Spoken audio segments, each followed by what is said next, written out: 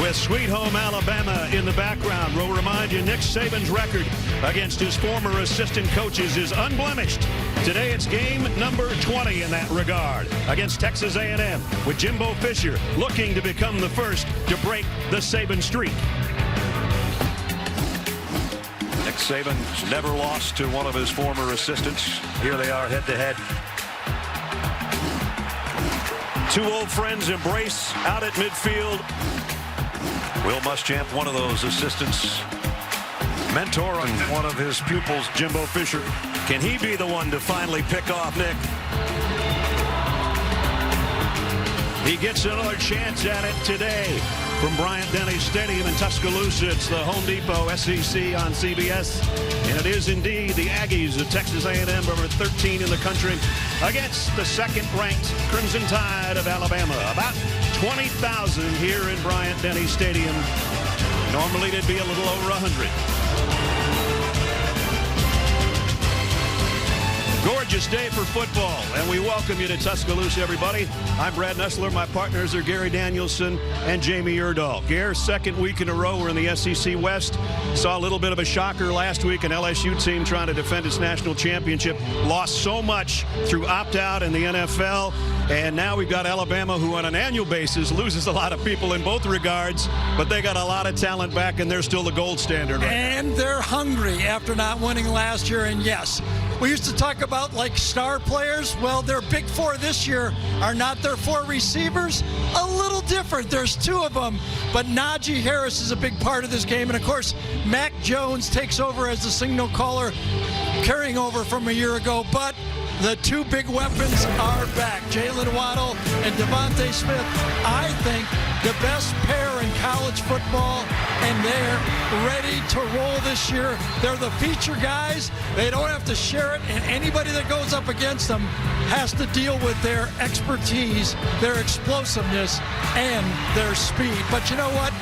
Coming back to Alabama might be really, really good defense. They got their leader. Dylan Moses is back. He missed last season with a knee injury. They missed him. And you know what?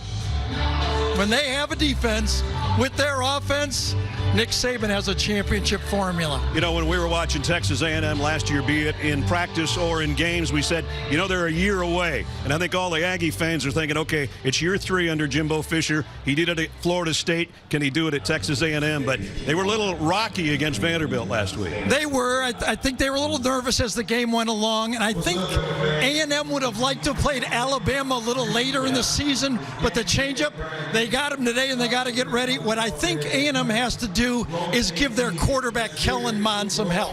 It's been all Kellen Mond, running the ball, play action passes, options, throwing the ball. He's taken a beating. He's ran the ball for over 100. Can his running backs, those two guys, Spiller and Smith, Isaiah Spiller, Anaya Smith, can they give him something out of the backfield, both in the passing game and hopefully the running game, to help this quarterback? They're going to have to be helpful today against the vaunted Alabama defense. We'll talk to Jamie and kick it off here in Tuscaloosa, coming up in a moment.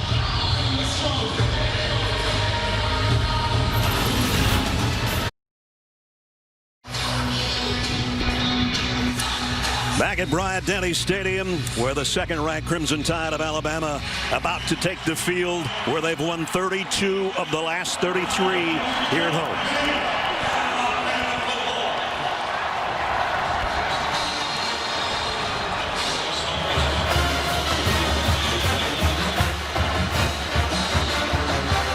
You can actually hear yourself in this stadium.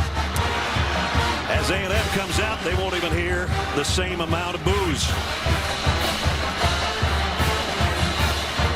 They come in ranked 13th in the country, and they've had trouble against top 5 teams recently. We promised you Jamie Erdahl, and here she is. Jamie?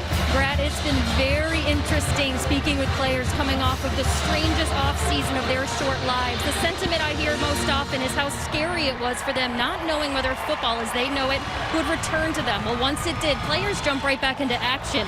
But that fear turned into angst for coaches as they found out on a day-to-day basis whether or not players would play or opt out of the season. Some teams were hit harder than others. Texas A&M lost a half half a dozen guys. Alabama, 0, headlined by running back Najee Harris. Now, Harris had decided to return to Alabama in the offseason before COVID-19 was ever a thing. But he's a man known in this program as a guy that means what he says and says what he means. And by the welcome here in this lower capacity stadium, Brad, Alabama's happy to have him back. And as you said, he's a man, and you went on to the end of the sentence. He's a man, and he's the man in their backfield, coming off a 98-yard, 3-touchdown game in the opener last week. And he is a Heisman Trophy candidate if you've ever seen one as a running back.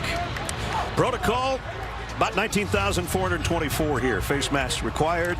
No tailgating. That was kind of weird coming into the stadium, and the cheerleaders and band will perform from the stands. And I will say, Ness, evenly spaced out. I mean, it's like Saban drew up this formation.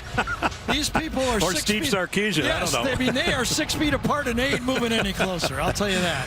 There you look at the crowd, which would normally be at 100,077. If there's a prettier day for a football game, we haven't seen it yet. That's for sure. 13th time these two teams have gotten together. Alabama's won 10. Texas A&M has won 2. And Alabama has won 7 straight since that loss back in 2012 that Zook and the guys were reliving for you with Johnny Manziel and company.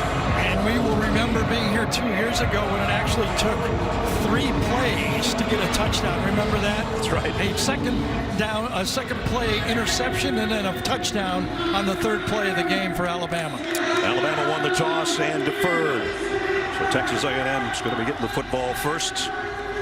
Chase Allen has got it teed up, and Chase Lane and Jalen Preston are back on the other end. Week 2 of the SEC season from Bryant-Denny Stadium in Tuscaloosa.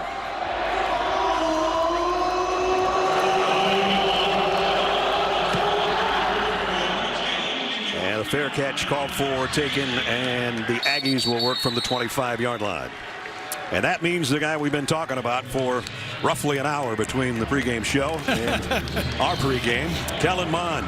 He's got all the tools, but like Gary said, little help, man. Little help.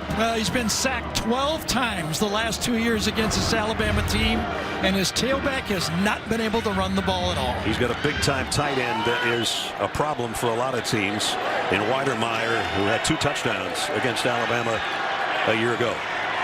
Isaiah Spiller in the backfield with Kellen Mond. The first snap offensively for the Aggies.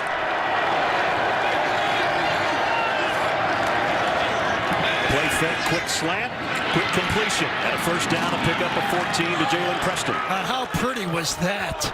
Right in his face. Will Anderson, number 31, was coming right at him, and the ball's delivered in rhythm. And Ness, you know, when we talked to Jimbo last night, he said, I want some rhythm throws early in this game, and he got one right there. He sure did. Jalen Preston, who caught 4 balls all of last year, caught 4 last week, and he's got a 14-yard pickup on the first snap. First down at the 39.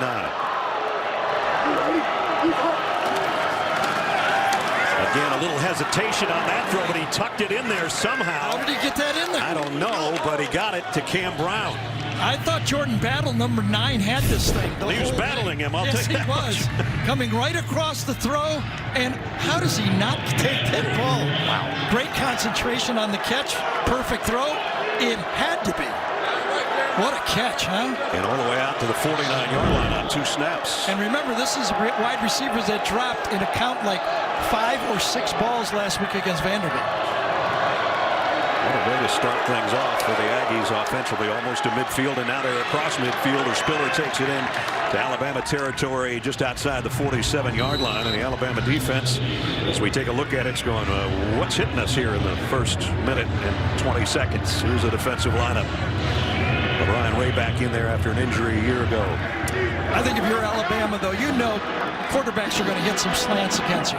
If Alabama shuts down the run game, I think they like their chances long term. Patrick Surtain, one of the leaders of the secondary. Here's a little delayed handoff, and getting to the edge again is Spiller, and he's got it to the 41-yard line. Well, this is a veteran offensive line. it's their turn to step up also and help their quarterback. As I said, 12 sacks the last 2 years. This time up front, that veteran line shows that they can block and move and run the ball. I really think that's the key to the football game. They've got 111 career starts among them, so I'd say that's veteran. That's veteran. Anias Smith checks in the backfield. This could be 12 men in the huddle if they're not careful, and Jimbo took a timeout to avoid the penalty. Yes. I wouldn't be 12 men in the huddle. It'd be 12 men in the formation, which would be the same penalty. Cam Brown was trying to get out, and Kagan Baldry was trying to get in. So a timeout with 12:54 to go first quarter. When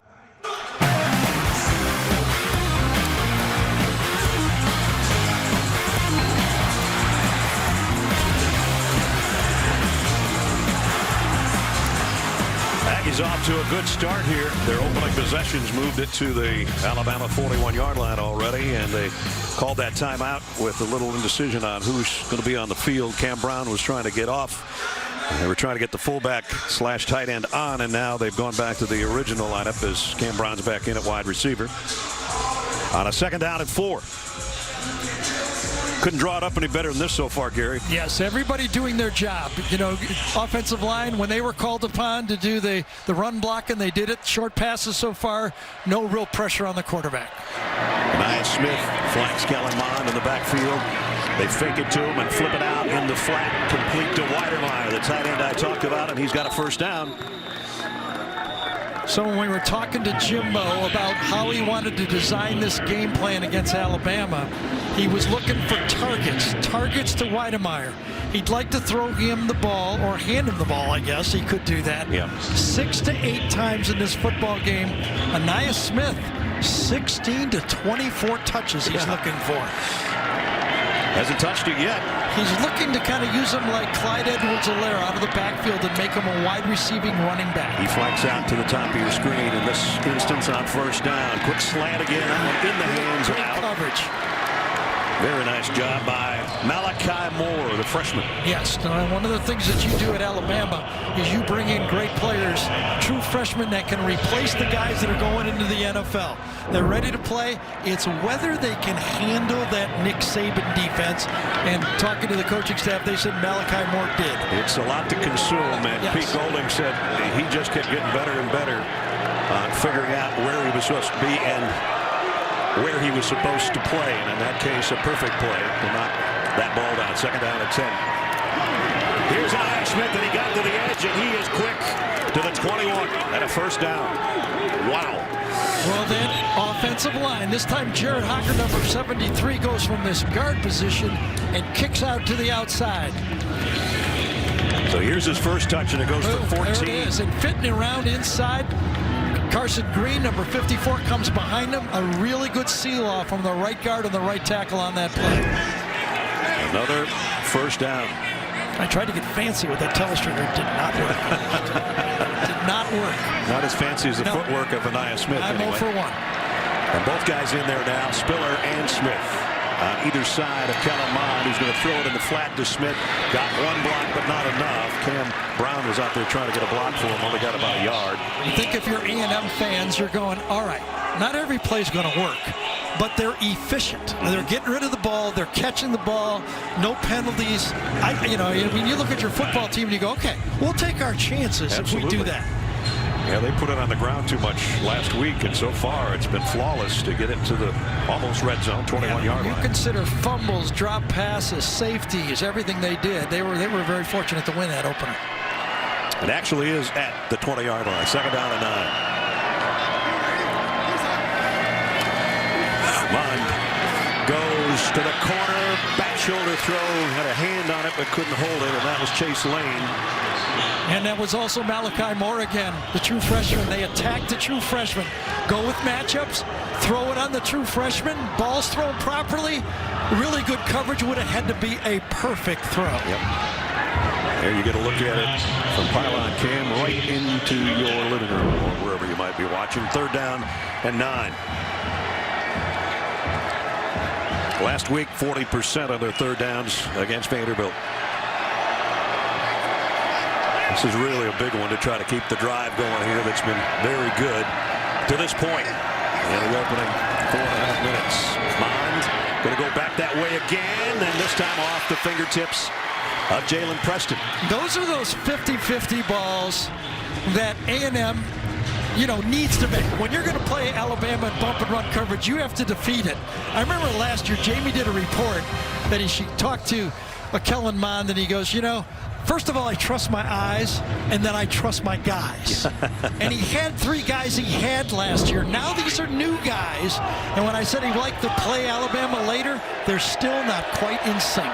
Seth Small, who hit 1 field goal last week, will try one here, and it is way no good. That one had no chance. Just like we were talking about, be efficient. That's one of those plays. You have an opportunity to finish off a drive, and you don't. Seth Small, I don't think anybody got a hand on it. That was just a shank to the left from 37 yards out. Still no score here in Tuscaloosa.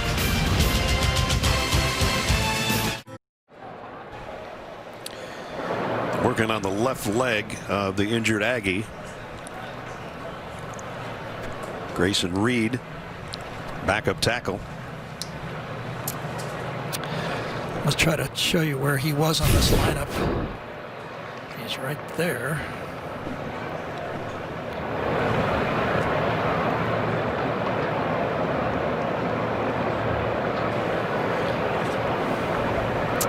Rolled up in the pile and clutching his left knee or left leg, and this is something we hate to see.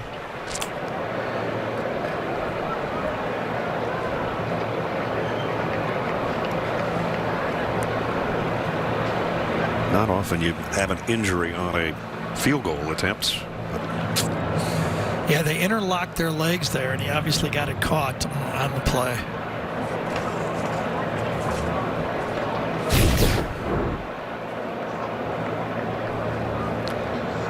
Junior out of Cypress, Texas. Got his left leg caught in the ground as he was inside rush on the play.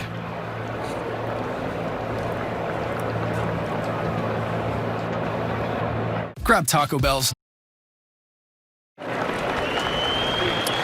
Well, the picture tells the story on Grayson Reed, the 6'5", 300-pound junior tackle out of Cypress, Texas, and you see the trainers for both schools out there as the cart will take him to the locker room, and we will hope that it's not as serious as it looks on the left leg. Jamie? Yeah, Grayson Reed just gave his teammates a nod. They were all pretty shocked and on their knee as they watched him get carted up here. He was a late add this week, guys. Monday he was told that he would travel after being nicked up all through training camp. So this was a new set for him. Fresh to the field for Texas A&M this season as he gets carted off. A tough blow. Oh, man. And he gets a nice round of applause from the folks here in Tuscaloosa as Alabama takes over following the missed field goal. They start with 2 tight ends set here. And Najee Harris, for the first time, he lays his shoulder into the defender after he picked up about 6. And number 10, Mac Jones, who finished off the season last year after Tua Tagovailoa was injured, and then the starter a week ago and very effective. 4-1 as a starter. The loss was to Auburn, but he's been pretty effective when he's been in there, and it's his show right now. Even though we'll probably see the backup quarterback at some time today. We got motion and a flag. Prior to the snap, false start, offense, number 73, 5-yard penalty, second down. Jason Autry's our referee for the second week in a row. Let's set the rest of the offense. If you want to be protected, have Alex Leatherwood do the protecting for you. He'll be the next #1 draft choice off the offensive line for Alabama. Left tackles produced some there, too. Yeah, it sure has. A whole bunch of them in a row. So 2nd down and 9. Forrestall at tight end in motion. And the gives to Najee Harris for only a yard. Nice job by the Aggie defense. Led by Mike Elko, the defensive coordinator. And here's that lineup across the front. Bobby Brown almost was an Alabama player. Buddy Johnson is their leader without a doubt. Leading tackler a year ago, and he is again. And a 3rd down and 8. Jones sets. Gonna go deep. Got a man. And got it. Complete. John Mechie. Touchdown. 78 yards for the score.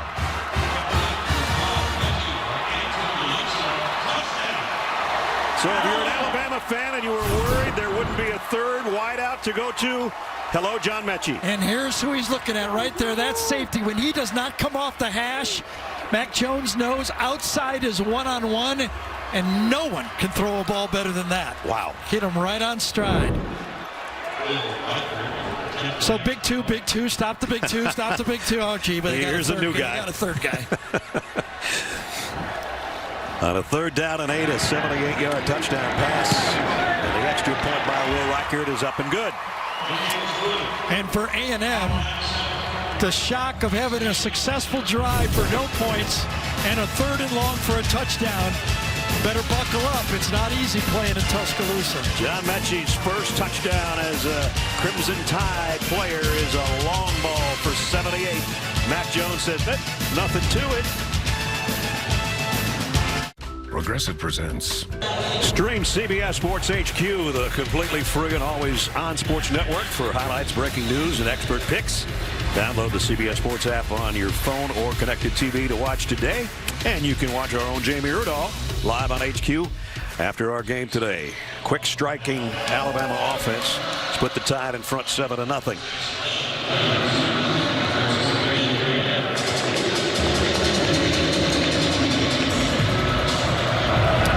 Allen's kick. This time returnable, but the fair catch taken again by Chase Lane as we take you back to the touchdown. Well, everything's got to work. There was a big 4. There's also a big 5 around here this year. That offensive line.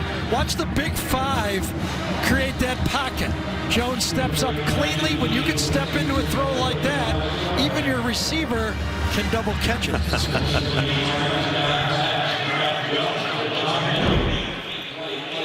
A lot of good players on this team. I'm just going to let you know. I've been watching a lot of tape. Alabama's got a lot of good players on their team there, Ness. They do. John Mechie's 7th career catch as a Crimson Tide player is a touchdown. And there's somebody else to worry about now if you're playing Alabama. There's a throw out the flat to Preston. And he's got a 1st down. Nice little sidestep.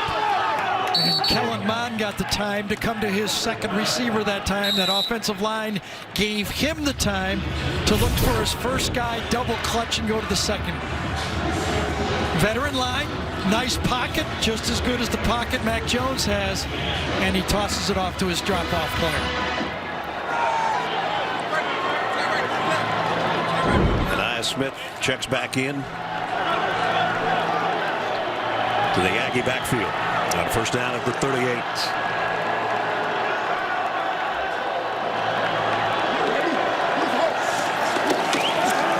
They fake it to him, and he's trying that left side again, overshot completely. Boy, Michael Clemens that time coming off the edge. I mean, he's very fortunate to get that off.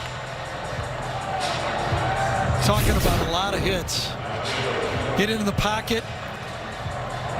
And boom, he gets. That was Surtain. Surtain, it was. You're right. It was Surtain. Came out of the corner blitz. You think you got it, and then all of a sudden, you got it for sure.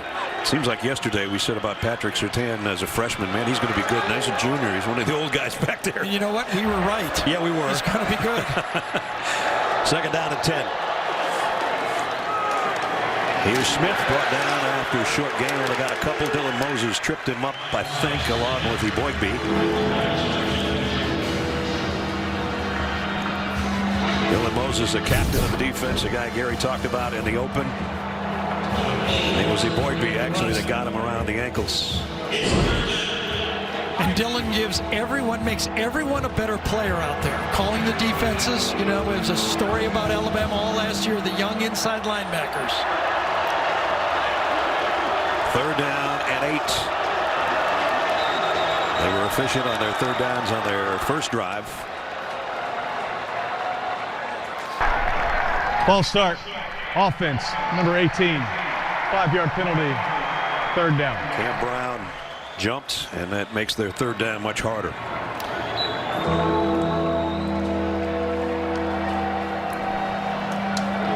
Third down at 13. Now we'll see if this offensive line can hold up. Yeah. Pete Golding, defensive coordinator for Alabama, brought Surtain on the corner blitz to hit Kellen Mond as a little bit of a message. Let's see how they hold up here.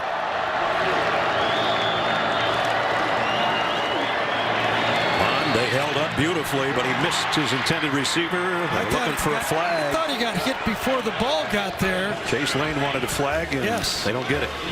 The timing was very close. Lane thought he got hit before he got there. Three-man rush, time to throw it, and yeah, I think he did kind of get hit. I do too. Yep. So it brings up punting situation. Jalen Waddle, try to keep it out of his hands if you're Nick Castanino. Yeah, I think that'd be a good idea. That'd be a good idea. 4 for 128 yards last year, just changed the football game. He was an All-American as a special teams player, as a return man last year. Must be 12 men on the field for Alabama. Or delay a game, one of the two. Delay game. Delay a game. Kicking team, number 95. 5-yard penalty, fourth down. Back judge calling that. You know, he's either counting 12 or looking at the clock, one of the two. So Constantino will back up and be around his own 15 when he takes this snap. Jalen Waddle waiting on it on the other end. The guy that got away from Texas A&M, he's paid. It's a good punt. He's going to have a crack at it over his shoulder, though. Took it at the 24. And has a high step out of bounds around the 36. And now we're going to do Project Smarter, presented by the Home Depot. And you were just talking about this guy. This is pretty smart. Yeah, when you're deciding where to go, those decisions are big, and came down to A&M and Alabama. He's from Texas, and he goes, I'm going Alabama. And last year in this football game was a big difference. Taking a third down short throw and showing what he can do. Trying to be, what the word is around Alabama, trying to be relevant. There's so many good players. You got to show you deserve the football. He's in motion right now to the near side. They give it off to Najee Harris. Najee, tough sledding so far against the front of the Aggies. Nice job by Bobby Brown. Talking about another guy came down between A&M and Alabama. The opposite way. Yeah. Right? It was a signing day surprise that he went with the Aggies instead of Alabama. Good football player, especially against the run. Bobby Brown the third. They call him Trey. And he's about 300 pounds. Play fake. Wide receiver screen complete. To Mechie again, and only got about a yard. So he's got 2 catches for 79 yards. We're just going to say last time on third down that a year ago, Alabama scored 3 touchdowns on third and long. And on the first third and long in this game, they score a touchdown again. We saw a little bit of that last week with Mississippi State and LSU, and now we see it on the first third and long for Alabama. Mac Jones, 4 out of 5 a week ago in the win over Mizzou. Third down and 9. Here they come. Elko's bringing the house. Jones, another deep ball. Man out there. Got him again, and it's Mechie again. His defender fell down, but he got it all the way to the 30-yard line. Another big pass play. You got to give that Alabama front 5 and the running back. They picked up that blitz and gave Mac Jones. Watch Najee Harris sift out. Yes, Najee gets just enough apiece on that play to allow Mac Jones. You can see the way he drifted. He knew he was in a little trouble. Najee Harris off the left side of the flag down, got 3 or 4, but we'll see about the penalty. Mac was anticipating an all-out blitz. One of the defenders dropped. He didn't know if he was going to have to throw hot or not. It was picked up well and produced a big play again. 35-yard pass play on that one.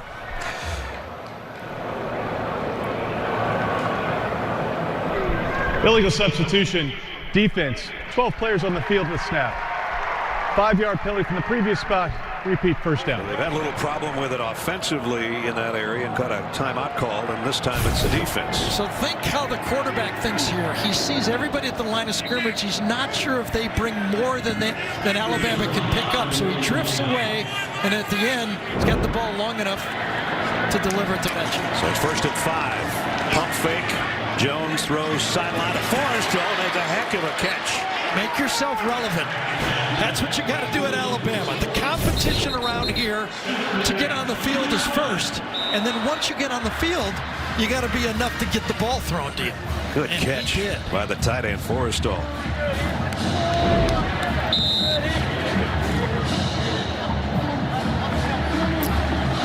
We've got another player down. I think it's Eric Young. We'll check on him when we come back.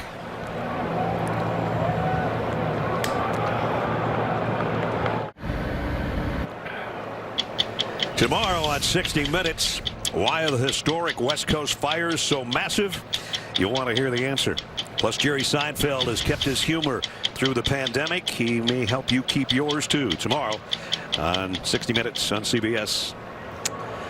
For the second time, we have a Aggie player who's down, and this time at least we're not going to need the cart. Eric Young, though, the nickel, went up to try to get Forrestal and got tangled up with the tight end. Yep, got his left arm caught. As Forrestal tried to cradle that arm, he caught his left arm in there. Check in with Jamie. The trainers had to fight to keep Young still there. His left arm is pretty shaky. They tried to stabilize it, but they're just going to hold it tight to his body. But he looked very shaken up and in pain on the ground. And on his way to the Aggie locker room, something we've seen twice here in the first quarter. Meanwhile, Alabama with a first down at the 13-yard line. Forrestal, who just caught that ball, settles in after being in motion. Here's throw out in the flat to Jalen Waddle. Broke one tackle, get away from the second as he got it to the 10, maybe the 9. Those short passes with those type of athletes out on the wide field put so much pressure on you. You got to rally to it. And you're a defensive back. You have to assume the first guy's going to miss. So you have to rally there and help on every play. Yeah, they did. Got all the white jerseys around there. Second down at 6. And Waddle in the backfield now from the 9-yard line. Najee Harris said, where am I supposed to go? Mack put the brakes on him. Now they'll move Waddle, and they'll flip it to him out in the flats. And he broke a tackle, got out to the 6. Devontae Smith got a pretty good block out there to try to spring his fellow wide receiver. So you can see how it looks a little different. Without Tua back there with the RPO offense and the slants, Steve Sarkisian is trying to do more misdirection, play action passes. It seems like Najee Harris is more involved in the deception of the offense and getting the handoff. So play to your strengths. Offensive line, quarterback who likes play action pass, and Najee Harris. All his touchdowns rushing have been in the red zone. They're in there right now. He'll take another win looking for number 24, and he's in. Touchdown, Najee Harris.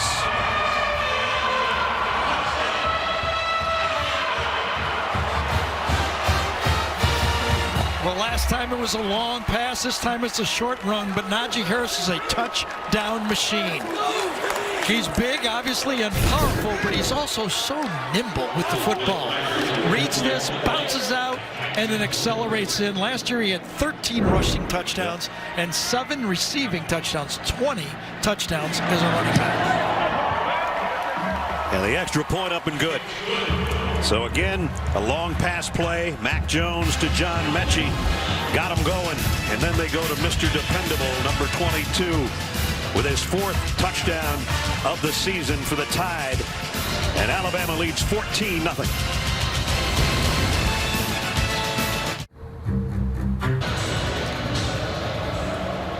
Alabama with a kickoff and a 2-touchdown lead. The Aggies will work from the 25 on the fair catch.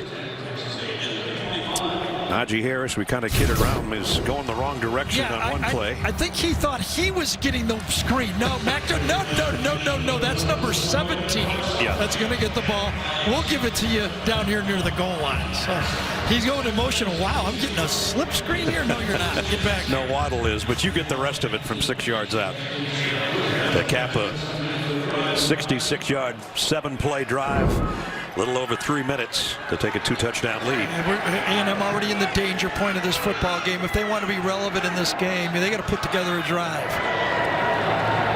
Spiller in motion out of the Aggie backfield. Kellen Mond, quarterback draw. And holds on to it. They were trying to rip it out of there. It has been for A&M big things, but also little things in this game. They've already had a delay of game penalty, illegal motion, 12 men on the field, a missed field goal. They fell down when the receiver was out there. They've just made a lot of little mistakes in this game, on top of the fact there have been some big plays against them. That's after a 55-yard drive, 11 plays on their opening march, and everything was going right for a while. Mond got 4, 2nd down and 6. Spiller across the 30 to the 32. It'll bring up 3rd down at about 3. You know what? I think the importance of this A&M game against Alabama here earlier, the way it is, okay? They would like to have played them later when they're more seasoned, okay? You got them now. But also remember, after this game, they got Florida. I mean, they've got to come out of this game believing in themselves that they've got a good football team, or they could come out of here and say, listen, we didn't play well against Vandy. We got crushed by Alabama. They got to stay in this game.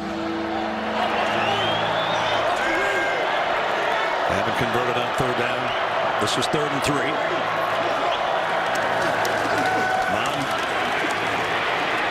Kind of a jump pass. Yeah, that's going to be interference, isn't it? Didn't he? Finally a flag as Weidermeyer's intended receiver. That's Daniel Wright. Yeah, I think Daniel Wright had his left arm on his back on that play.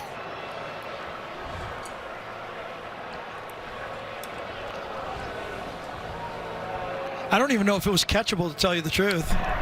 Holding. Defense, number 3. 10-yard penalty from the previous spot.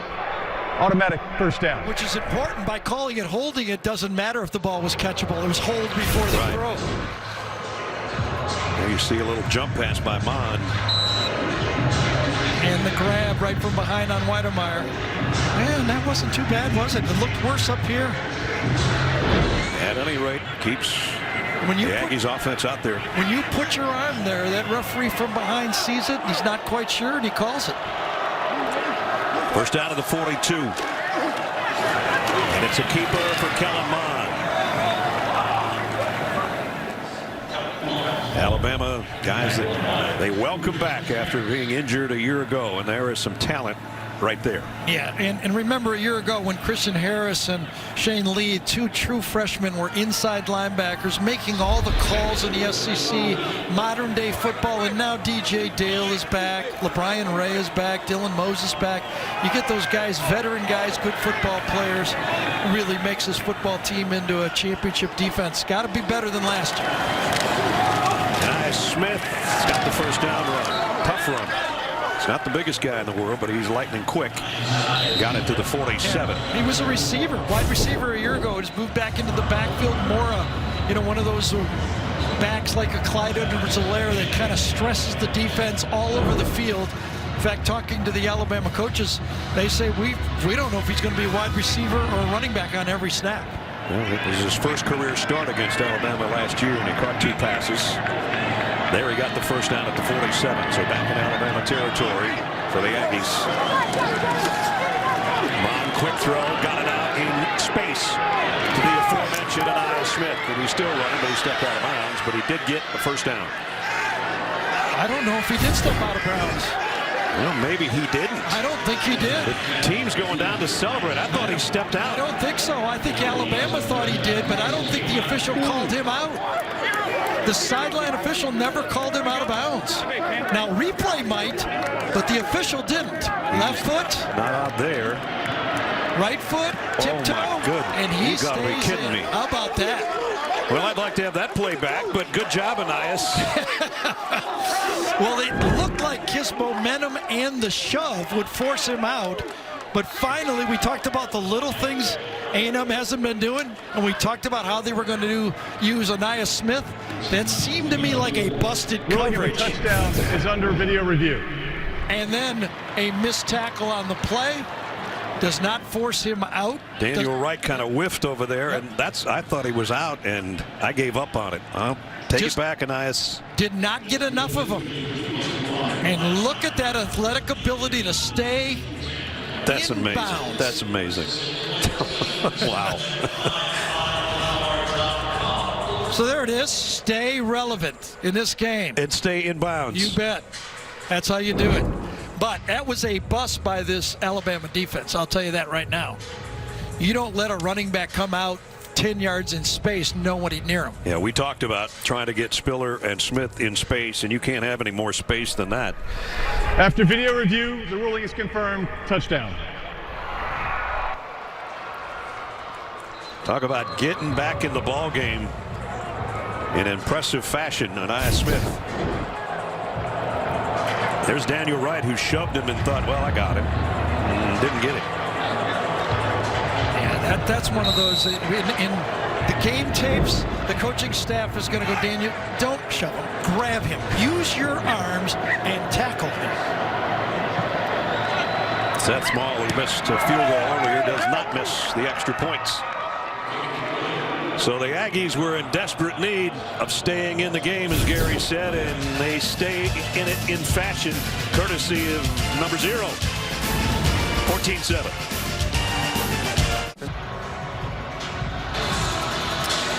$75-yard drive in 5 plays.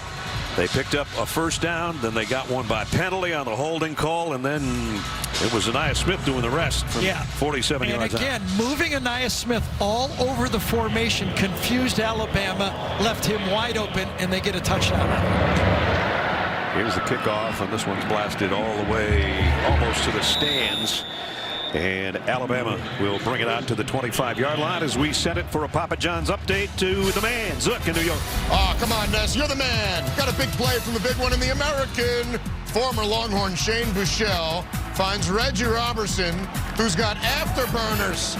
70 yards for an SMU touchdown and a 17-3 lead. Memphis won this last year 54-48, so just hold on tight.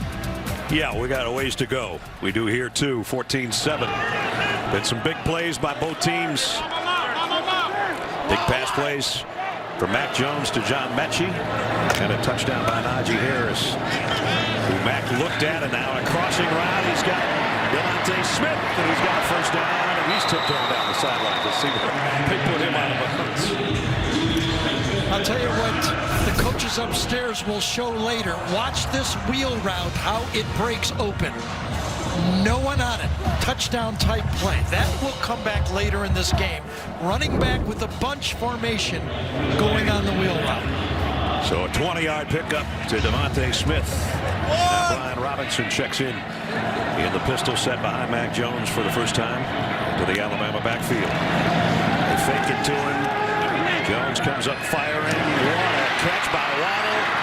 And he's out of bounds at the 32. And again, the throw is right on the money. You know, we saw Mac Jones when he got his start. He was a little shaky at first against Auburn. Remember, he had his unfortunate turnover. One was maybe his fault, the other one wasn't. Look how different he looks now. Like he's in charge. I know what I'm doing. I can make every throw. The coaches believe in me. I know I got a 5-star guy behind me, but he better get ready because I'm pretty good. 7 out of 7 is pretty good. Yeah. I would say he's almost perfect, and then you tease me about that. And Joe Burrow perfect, right? On a play fake, wanted to throw in the middle. He's going to throw this one away. I think it was supposed to be a middle screen, maybe. Going back to what you said about confidence, we talked to Jalen Waddle yesterday, and we said, what's the difference between Mac this year and Mac last year? And he said, he is confident, man. He thinks he can make every throw. And so far, until that last one, and he threw that away, he has. You know, he kind of reminds me in his style of play and the way he's going to grow into this position of Kyle Trask of Florida. Waited his turn, and when he was ready, it was like, you know, he knew he was pretty good. Yeah. You know, put him in the game, he's really good. 2nd and 10. On the ground. Robinson, and he's wrapped up at the line of scrimmage to bring the first quarter to a close. Good football game going on at Tuscaloosa. Alabama jumped to a 14-0 lead, but A&M has answered. That's the end of the first quarter. Score 14-7 Crimson Tide. We'll return to Tuscaloosa after this message and a word from your local station.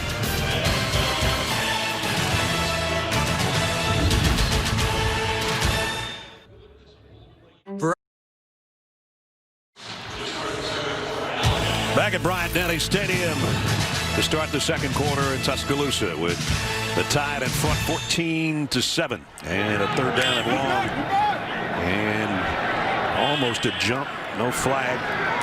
Alabama should have moved and got the free 5 yards. They were too nice there. You're supposed to come out of your stance and get the declared penalty. Mac Jones had that one batted in the air. It's intercepted by A&M, and this might be a pick six. All the way down to the 15-yard line. Najee Harris saved a touchdown. So remember, it could have been offsides. A&M's in the neutral zone. Alabama does not react. And then all of a sudden, batted down, intercepted, and Ness said, and I thought he might go all the way, but right side of your screen, Najee Harris runs him down to save a touchdown. The Marvin Leal, and a huge play by the Aggies to have an opportunity here to tie the game. I'm guessing that he has not run that far in a long time. First mistake, basically, of the ball game, and it's a big one. And it was a forced mistake. It wasn't just a self-inflicted wound. You got to give A&M credit on that one. So they set up shop in the Alabama red zone at the 17-yard line. Empty backfield. Kellen Mond looks right, goes over the middle. Touchdown, Aggies. How nice was that? What a great design play. Ryan Reddick, the tight end, for the touchdown. They faked the wide receiver screen. Give that one to that coaching staff for A&M. It was looking bleak. They're down 14-0. All of a sudden, a third down pass, a turnover, and look at the score. Keep playing. Last year, I thought they fought hard when they were way down, and this well-designed play and perfect throw gets this game all tied. Tied it is. A one-play drive, but it was all set up by the interception. So everything was going right for Alabama. And now they look at the scoreboard and we're even. Right. 14-14, just like that, Gary. Let's go back to the last couple of plays. Well, first the batted down play. Remember, after Alabama could have declared an offside neutral zone play, come back. You think Najee Harris has a touchdown saving tackle, but on first down, Ryan Reddick in the tight end position actually gets delayed from getting in the secondary, and it helps design the play. He gets bumped at the line of scrimmage, and that actually helps in the design of the play. Beautiful play. Well, just a few seconds into the second quarter, a dramatic change in how this game was going. And now Mac Jones has got to get that out of his mind and go back to work at the 25-yard line. 14 straight points in a hurry by Texas A&M.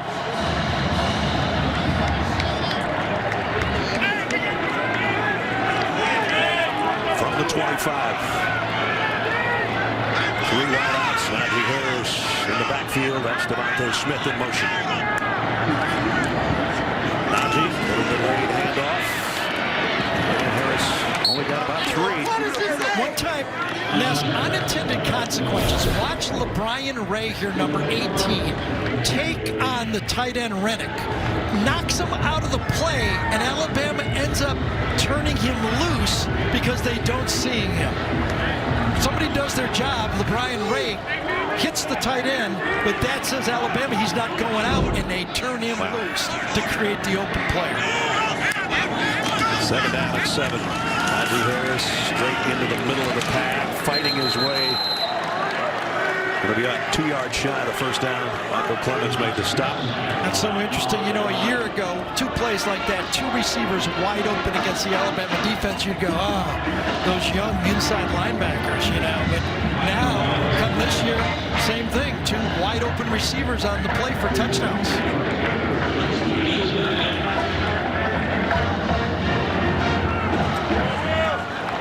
Alabama 3 out of 4 on the third down conversions. They've got a third down and almost 2 here. Jones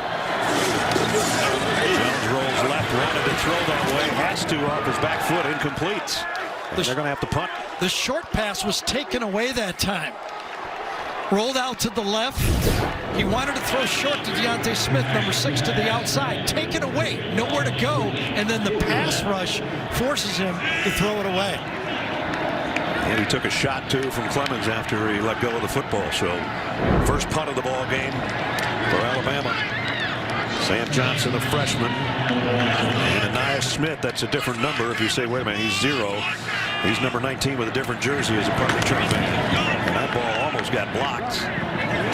Smith takes it at the 27-yard line. And one of the reasons he's doing that is because Miles Jones, another defender for A&M, also has number 0. So you can't have there they are both together on the field.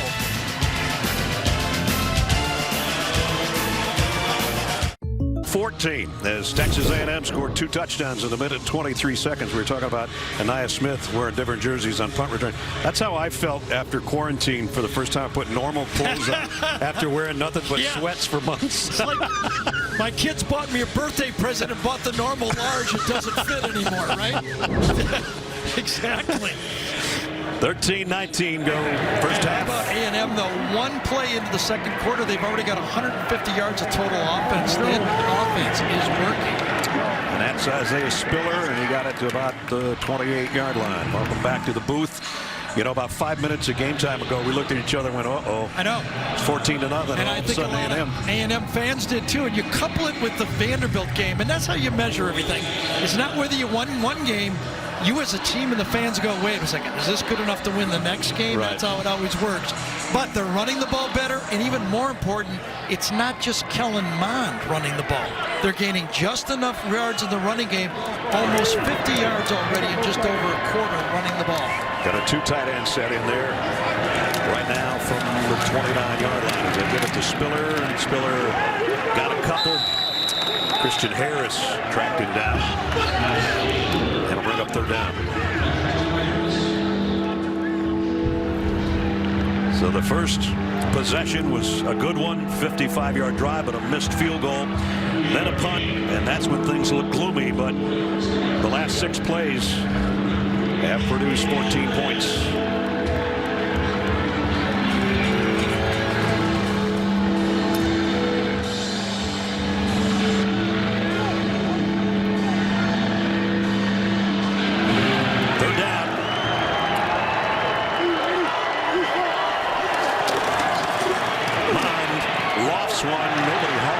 It was intended for Cam Brown. Yeah, and I think that's that misdirection right now. Communication between your receivers. They just don't have a lot of plays together. Kellen Mond thought Cam Brown was going to go outside to the sideline, and Brown took it behind the defender.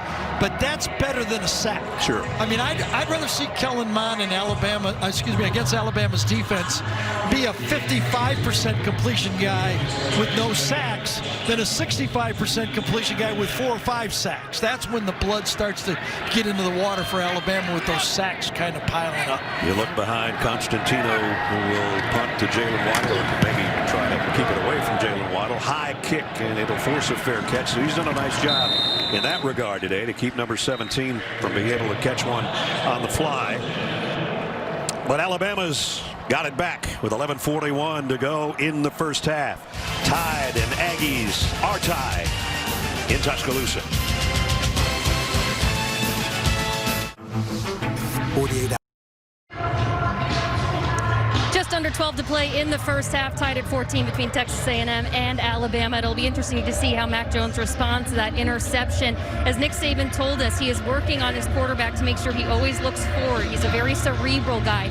Mac told me part of his training this summer was incorporating a Navy SEAL tactic. He worked with his best friend, Jack Lundgren, who previously played for Navy. Now he's working to be a Navy SEAL. They did some backyard drills, obviously, and he wishes some of those passes went a little better than most. But part of it also was the mental approach to the game and a breathing tactic to always make sure he comes back to the present. On play action, he breathes and fires a dart to Jalen Waddle out to midfield and a first down. The play-action pass has been featured as what Mac Jones likes to do the best, and you can see it right there. He felt that pressure on the backside, rode up into the pocket, but that means they're right up in the pocket. The guys up front are doing their job. What's not happening for Alabama, the ability to run the ball. Only 24 yards rushing so far. Smith. And Smith still on the move. Devontae Smith tripped up as he got inside the 30-yard line. Devin Morris got him, or he might have been off to the races. I was just going to say, Devontae Smith, besides the one catch, has been a little quiet. But look at that route running. Comes back down the stem exactly the way he came out. Can't cover that. A little bit of hurry up here. Najee Harris, maybe his best run, got 7. So Alabama's got something working, and they're not taking their time at all. That's the second time after a big play on second down they came back. Last time they caught him with 12 men on the field, A&M. Steve Sarkisian on some tempo here, and the handoff is to Najee. Broke one tackle, fights his way to the 20, but he's a yard shy of the first. It's going to be third down and short. Buddy Johnson hanging on for dear life on number 22. Yeah, I haven't heard a lot of Buddy Johnson, but it's not been a running game. And he's that middle linebacker that has to stop it. It's Mac Jones with a quarterback sneak, and he's got it inside the 19, almost the 18-yard line. So Alabama back in the red zone. Wholesale change for that front four for A&M. Brought in all fresh guys. The guys that are going out kind of slowly. They're a little bit gassed. That means a good change on the run, right? That's it's right. Like a hockey change there. Alabama was 5 out of 6 in their opening win over Missouri last week in the red zone. 4 of those touchdowns. They're at the 18. Mac Jones flares it on a wheel route to Najee Harris, who's got it at the 2-yard line. Well, we knew the wheel route was coming. It's not exactly the same formation, but the value of Najee Harris is he's one of the big men that can, yes, it's the exact same formation. 2 short receivers with the wheel route, covered well, giving A&M credit, but better execution by Alabama. Remember, we told you earlier on a drive, Najee Harris has now 24 touchdowns in the red zone. It's first and goal, Alabama at the 2. Najee, the tailback in an eye. He gets the carry, cuts back and gets the touchdown. Najee Harris, second score of the day. And the Tide back in front. A lot of strength over there running behind that big tackle. Evan Neal over to the right side. Got a stacked big tight end in there. Latu, number 81. And then Najee Harris just reads the flow and cuts behind it.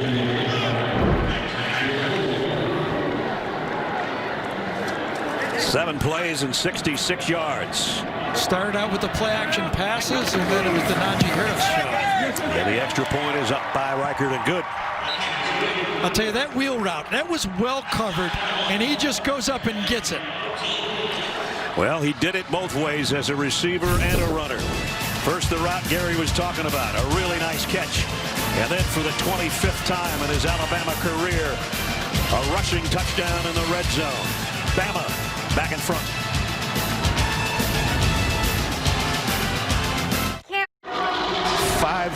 Najee Harris has 5 touchdowns in 86 minutes of football so far in this early season. Will Reichert's kick, and again fair catch taken, and the Aggies will come out to the 25-yard line. Wednesday on CBS, Stephen Colbert goes live after the first and only vice presidential debate, plus Mayor Pete Buttigieg live Wednesday on CBS.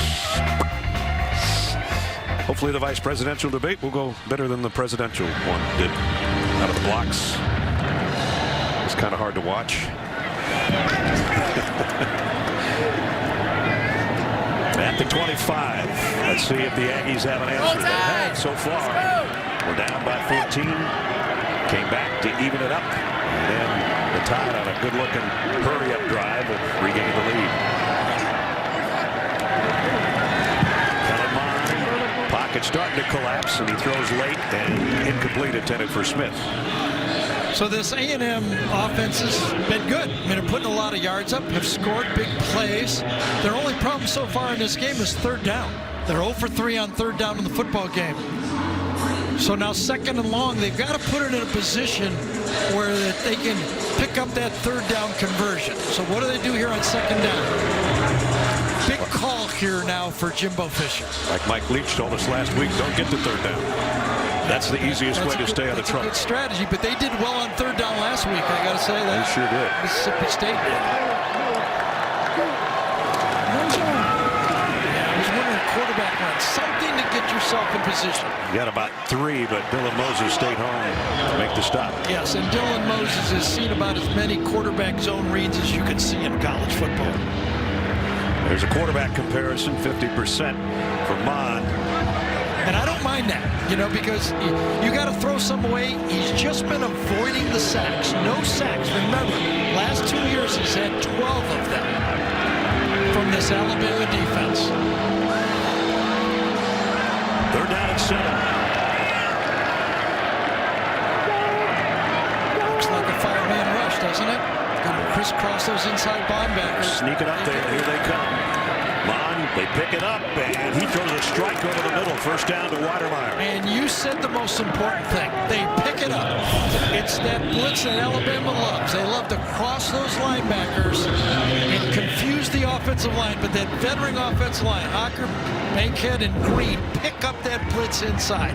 How many times do you think they rep that this week for Alabama? You know you're going to see it. Good job of managing this offense by Jimbo Fisher.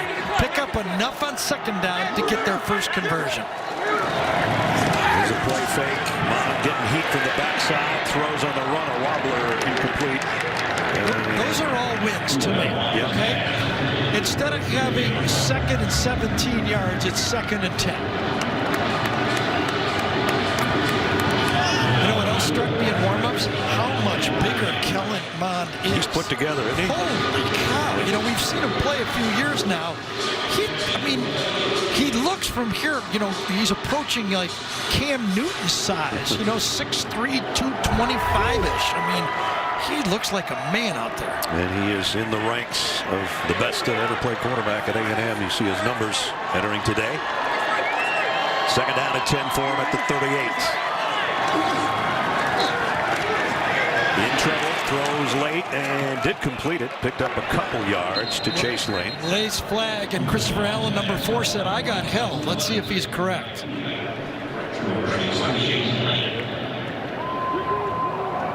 Jason Autry will let us know once he gets the right number. And there it is. Holding. Offense, number 65. 10-yard penalty.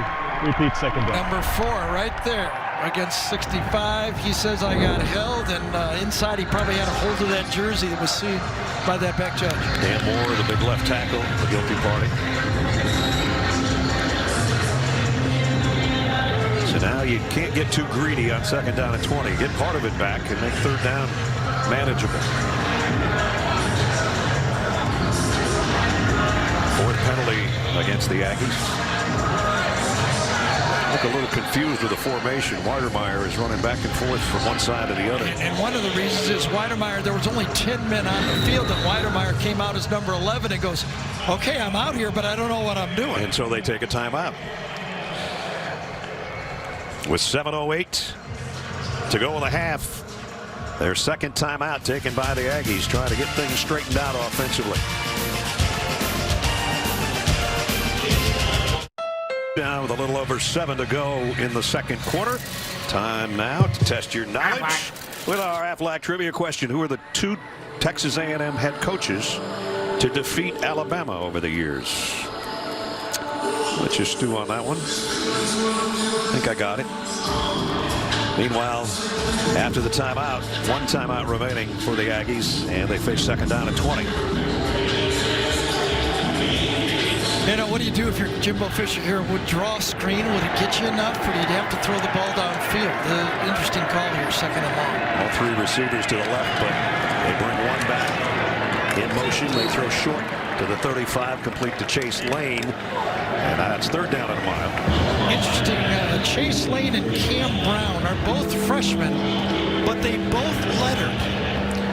So try to figure that out. They played a little bit, and then they redshirted. And let me tell you this, they've got 5 years of eligibility left. So they've got a letter. Yeah. They played, so that means they played less than 4 games last year. This year doesn't count, so they got 4 more years. You could be around College Station forever. Exactly. Yeah. Be here longer than Brady Coyle was for Alabama. Remember, it's like I used to watch him like, he's still Brody Coyle. Brody Coyle's still there?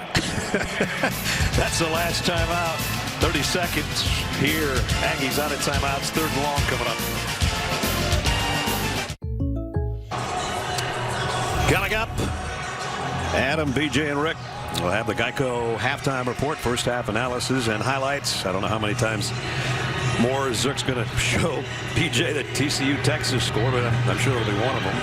Meanwhile, Aggies Jimbo Fisher not real happy because he's had to take 2 timeouts on this, what would be a drive, but it's really not a drive. It'll only be worth it if they can get a first down. Exactly. And they're a long ways from it. They've got to get all the way to the 48-yard line. Can Bama put some pressure on this quarterback without blitzing? They're going to come with the 3-man rush. And the throw is intercepted. Picked off down the sideline. Touchdown, Alabama, Daniel Wright.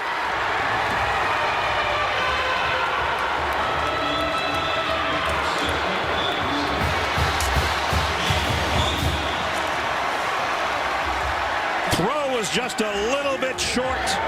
Daniel Wright takes it for a pick 6. So Daniel Wright really did a great job here. When you watch the replay, he takes a step to the middle of the field. I think Kellen Mond sees that and says, oh, I got my out to the outside. And obviously, he did not.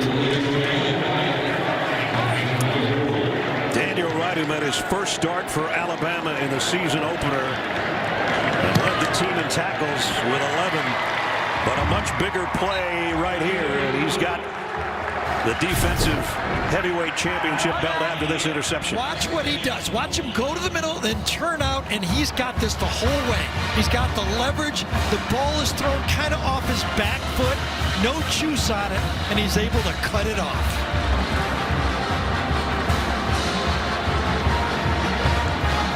Can't play it any better than that. And the pick 6 gives the Tide again a 2-touchdown lead. I don't think it was thrown late. It just didn't have any steam on it. And as you said, it was inside by maybe 2 yards. And that's when you pay for it dearly. Believe me, I've done it. So that drive never had anything going right. A penalty, a holding call. Got themselves in 3rd and long, and there's the belt for Daniel Wright on the interception. Now, the big question is, with no timeouts and 6:19 to go, if the Aggies can get an answer, any kind of points before halftime would help, because they find themselves down 2 scores for the 2nd time in the game.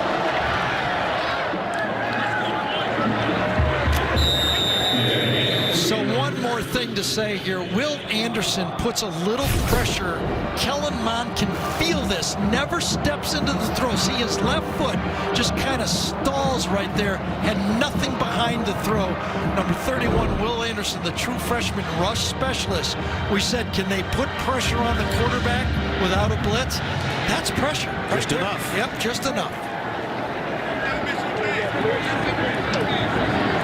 Now let's see if that's in the mind of Kellen Mond. It always is. Yeah, can A&M kind of save this game again? Remember this game again? Remember they were down 14-0 before. Very dangerous part of the game.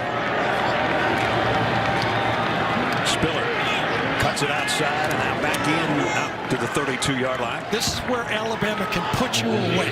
Okay, you got a 14-point game. You get a stop here, and you get the ball back at the end of the half. And remember, you get it to start the second half, and all of a sudden, a game that was close ends up being a rout. So many teams that are really good score in the last 2 to 4 minutes of the half. And Nick Saban's team has done it a bunch. Very similar to basketball, finishing the quarters in the NBA or the halves. You know, a lot of coaches talk about that. And they're playing safe here, only a 1-yard gain. Yeah. Byron Young made a stop.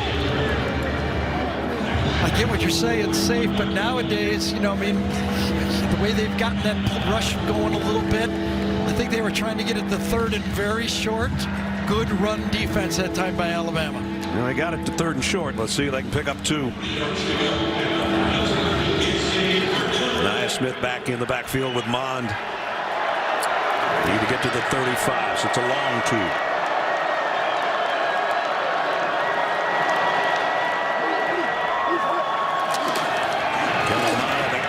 to Smith. Got to the edge, got the first down, bumped out at the 43. So 2 big calls. Jimbo went with the quarterback, basically. Remember that second down play where he ran Kellen Mond to get it into third and medium? And here he knows he's got to have a first down. Got to come up with the play, and he's willing to do the option play with his quarterback to get the ball on the edge. Got to get out of the half. You'd love points, obviously, but you got to get out of the half. And Smith had gone all the way to the sideline, and now comes back in. Spiller goes out. And if I was Alabama, I'd cover because he's in there for a reason, right? Yep. Comes out of the backfield. He's in motion to the bottom of the screen, that first down. Mond's going to go the other way. Quick slant. That was almost picked off by Surtain. Yeah, I get the feeling now Patrick Surtain has looked at these receivers and go, I can handle these guys. I've covered guys in practice. In fact, my roommate, number 17, Waddle, I cover him all the time. That was so funny. We were doing our Zoom meetings with Jalen Waddle and Patrick Surtain yesterday, and Jalen started laughing, and we go, what's so funny? Jamie says, what's so funny? He says, actually, we're roommates, and he says he's in the other room, and we're both talking, and we can hear each other. Modern technology. We're on a Zoom, and they're talking to each other. Second down and 10.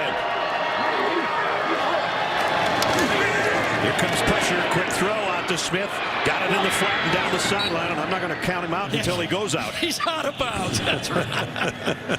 Good job of recognition that time by the Kellen Mond. It was overmatched that time. A free blitzer. He went to his hot. If you're good at handling the blitz, you can take them right out of the blitz. When they come at you with that extra rusher, you make them pay. You take them out of that blitz package. Equal touches today for Spiller and Smith, but a lot more productivity out of Smith. Yes, courtesy of that long touchdown. And targets. You're throwing the ball at Smith, number 0. Is that a number? It's a number, new number this year. We keep saying number 0. Cam Brown in motion as Mond is going to flip it out there. He's wide open if he can get a block. And whoa, did he get deposited in the back end by Battle. Jordan Battle. That's fun. You play defense. You got to do all those, jet sweeps of safety. You're calling a guy here and there, and all of a sudden, boom, make one of those tackles. That's a Xavier McKinney special right there, right? That's who he played behind last year when he was in the dime package, and he looked a lot like it. Still, nice gain of 9.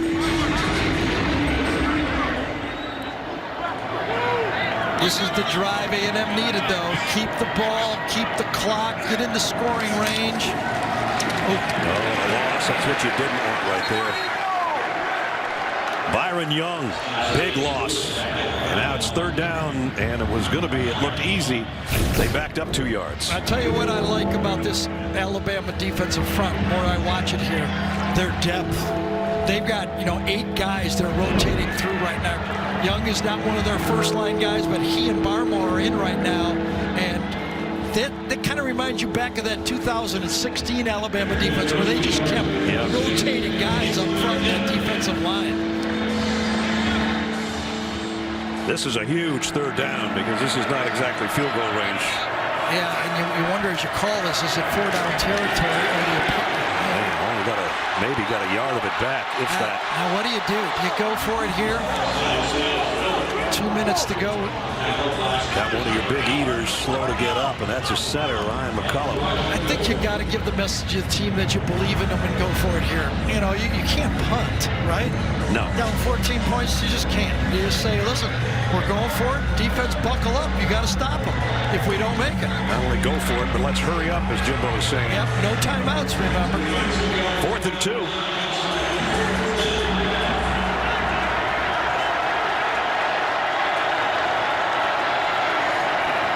Using a lot of time to get the snap. Kellen Mond, pressure coming, throws across the middle.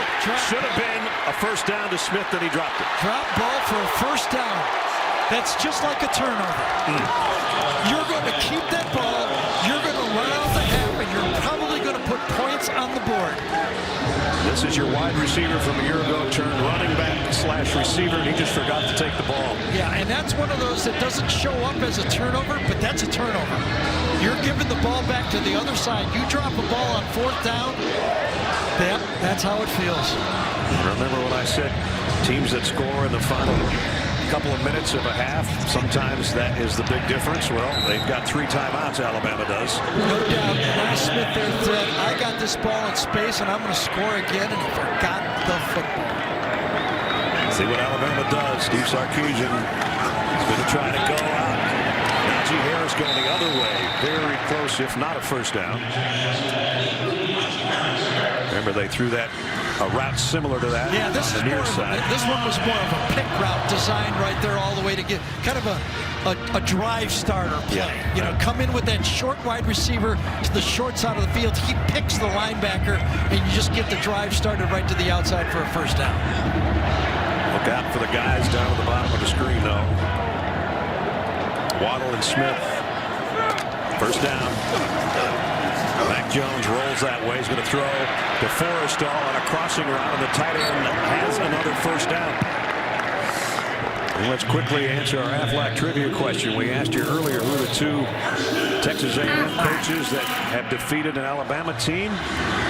Gene Stallings, way back in the Cotton Bowl against his old boss, Bear Bryant, who's lifting him up in that picture, and then Kevin Sumlin in the Manziel Miracle of 2012. First and 10 at the 43. Mac Jones throws. We'll have to go an out back shoulder over to Devontae Smith. Nowhere near completion with 1:04 to go, and still 3 timeouts remaining. Well, and if this drive continues, I mean, Alabama's going to put 300 yards of total offense in the first half. The biggest plays were to John Mechie, who's not even one of the big 2 as we had in the beginning, but right. We knew he'd add his name to the list, and he has, and they've got 247 passing yards. Najee Harris in motion all the way across the field. Jones comes back short to Waddle on the other side. Tiptoes out of bounds with a first down. Knew what he had to get. Got out of bounds to stop the clock with 59 seconds. And again, when you talk to Mike Elko, the defensive coordinator for A&M, we talked about the stars, their receivers, their running backs, the quarterback, and he goes, guys, I got to tell you, that offensive line is as good as I've seen in Alabama. And they again gave him pressure. A couple pressures early and then one series where they were pressuring, but since then it's kind of settled down. The offensive line has gained control over the line of scrimmage. Will Elko have to blitz here to try to put pressure on the quarterback? Jones the give to Najee Harris. Following his blockers for about 4. And we might see Alabama's first time out here. And you're rewarded for being a disciplined offense. You're rewarded for having your 3 timeouts. Najee Harris has been, well, Najee Harris in this game. A little bit of everything. This touchdown from 6 yards away. The wheel route with a nice catch down close. And then he said, why don't you just give it to me again, Matt? Second rushing touchdown. So a lot of people, you know, the running backs, they try to feature 2, don't use them too much. You know, you look down there and you use them too much, and then they go, you'd like to talk to Derrick Henry. Yeah. We used him a lot, and it worked out very well for him, and it's still working. And the Titans are using him a lot, too. Exactly. And he just got a lot of money. Yes. So if you think we're using you a lot, you'd like to talk to Derrick. So after the quick timeout, second down. You get to the 22 for a first down. They're thinking end zone more than anything else.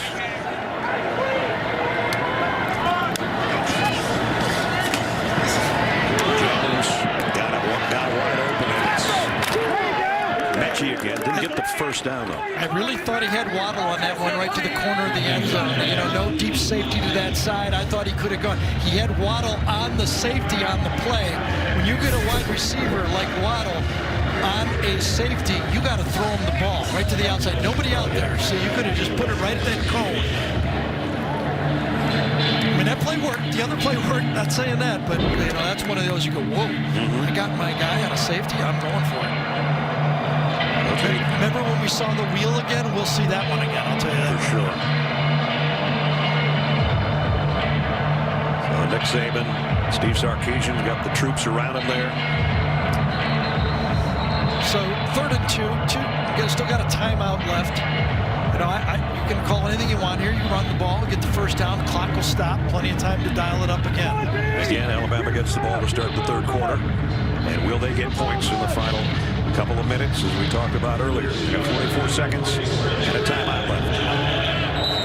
Got a bunch group receiver-wise to the right. Although Devontae Smith's going back in motion to the top. Mac Jones crossing around again. Mechie, Smith. And Smith's got the first down. So nice design. Same play they run all the time. They started with the bunch, then you go in motion, and then the crossing route for the easy first down. At the 15-yard line. Jones goes to the end zone. Overshot Devontae Smith. Did he grab him? Didn't he? Down right by the goal line? Keldrick Carper was in coverage. I thought he grabbed him. There is a flag. Don't blame him.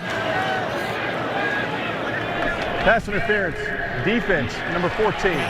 Foul occurred in the end zone. Ball spotted at the 2-yard line. Automatic first down. If you can't cover him, got to grab him. There it happens right there. Sure did. He got him a couple times. So it's at the 2-yard line. Boy, how big is that Anaya Smith drop looking right now? Could turn into a 14-point swing. Absolutely. Najee Harris has got 2 today. Mac Jones to the back corner. Touchdown, Alabama. And it's Devontae Smith. Give a little sugar to everybody in this Alabama offense.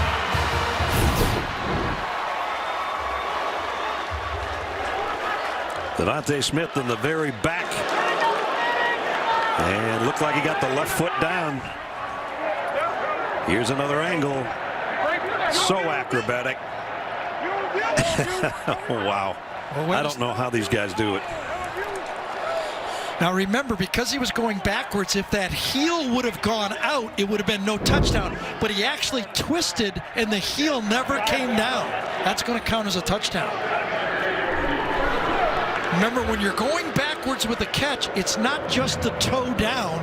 The heel has to not go out of bounds. So as he twisted, I never saw it go out of bounds. I didn't either.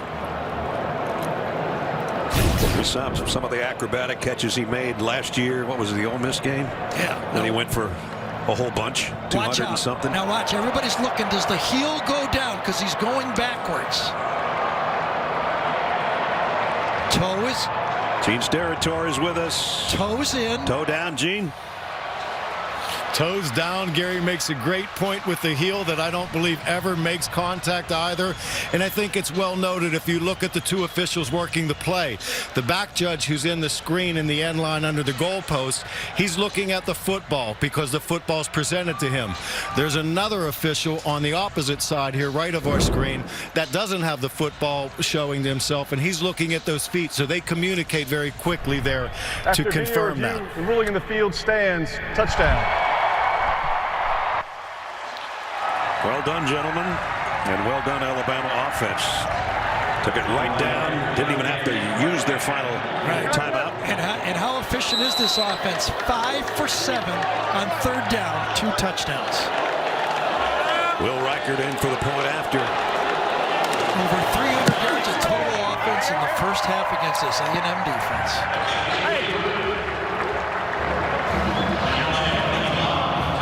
So if you're a coach, what you'd like your team to do is make the plays that you should make. You don't have to make the spectacular play.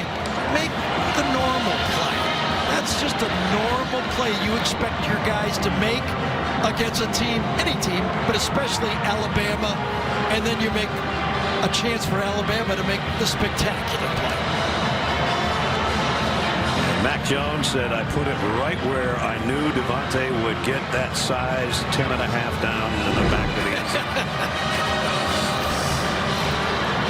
Well, quite a drive. We talked about it. Final couple minutes, you do that, and then you get the ball to start the third quarter. You can blow a game open. Yep. You know, Mac Jones, remember when he signed here, you know, Jalen Hurts was here, Tua was coming. Everybody goes, oh, Mac, are you sure, you know? Well, waited his turn. It sure is nice if you get the job to throw to these guys, isn't it? 16 out of 20 for 273 yards and 2 touchdowns. And we're not quite to halftime, but we will be shortly. Yeah, he and Kyle Trask have made the move. Yeah. Are the guys. And again, take you back to Devontae Smith.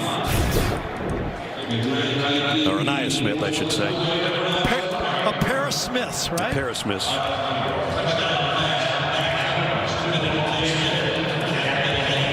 Anais Smith. Remember, wow. All right, there we go. We did not see that. We said, our producer in the truck, Craig Silver, said, we got something for me in pregame. We go, what do you got? There he is. He drops a punt, does push-ups. I wonder how many you have to do warm-ups compared to real game. I don't know. In 20 seconds, he'll head to the locker room and do something there, I guess. Because that's where we are headed. With Alabama, a 35-point first half. So efficient offensively, tough on defense. Couple of blown assignments accounted for 14 points of Texas A&M. Otherwise, this looks like the #2 team in the country, that's for sure. That's the end of the first half, 35-14, as we head to Adam Zucker and the guys in our New York studios. All right, Ness, big swing there at the end. Just about set to start the third quarter in Tuscaloosa with the Tide up by 3 touchdowns. And now it's time for a taste of tradition presented by Sonic. Here's Jamie. Game day here at Alabama is filled with all sorts of traditions, but in the COVID era with some new twists. The pregame Walk of Champions still took place, but in a more subdued manner. The $1 Million Band wasn't able to strut their stuff through the heart of campus, but still gave fans their money's worth from the video board. Houndstooth remains the most fashionable look on game day, and Sweet Home Alabama still inspired the faithful right before kickoff.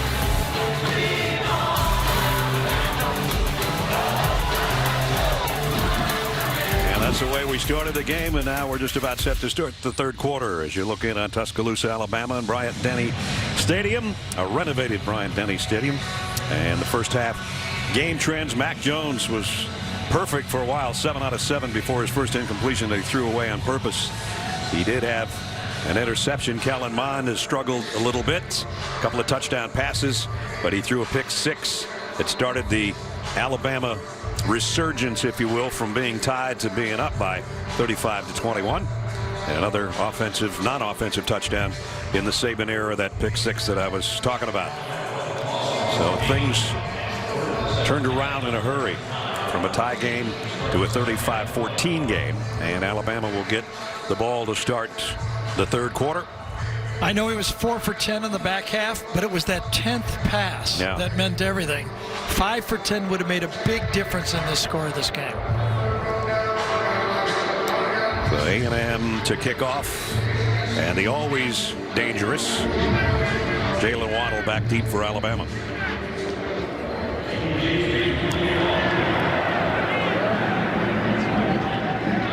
And they'll let that one go and bring it out to the 25-yard line, and we'll bring you back in the booth. Welcome back, everybody. Brad Nessler and Gary Danielson. You already heard from Jamie. You know, sometimes we say there's a handful of plays that make the difference in the ball game. Right. And so far in that first half, that one play was huge. Well, it probably takes a 21-point game to 11, at least. Okay, so that turnaround.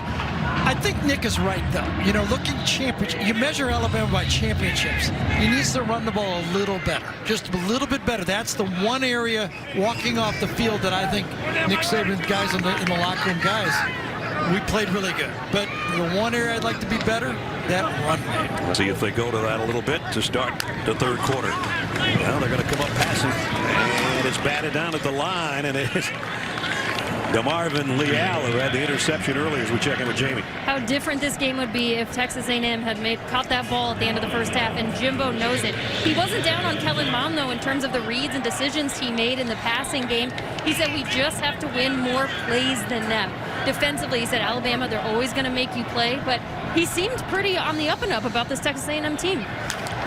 I hope he's right, as the handoff goes to Najee Harris. And Najee only got a couple, so if the Aggies can force it 3 and out to start the third, I think Mike Elko would take that. Jalen Waddle on the last play, kind of hobbling off. Even when Jalen Waddle is hobbling, he's faster than everybody else. That's 5 flat for sure. 40. They're down and 8. Third down was really good to Mac Jones for the most part in the first half.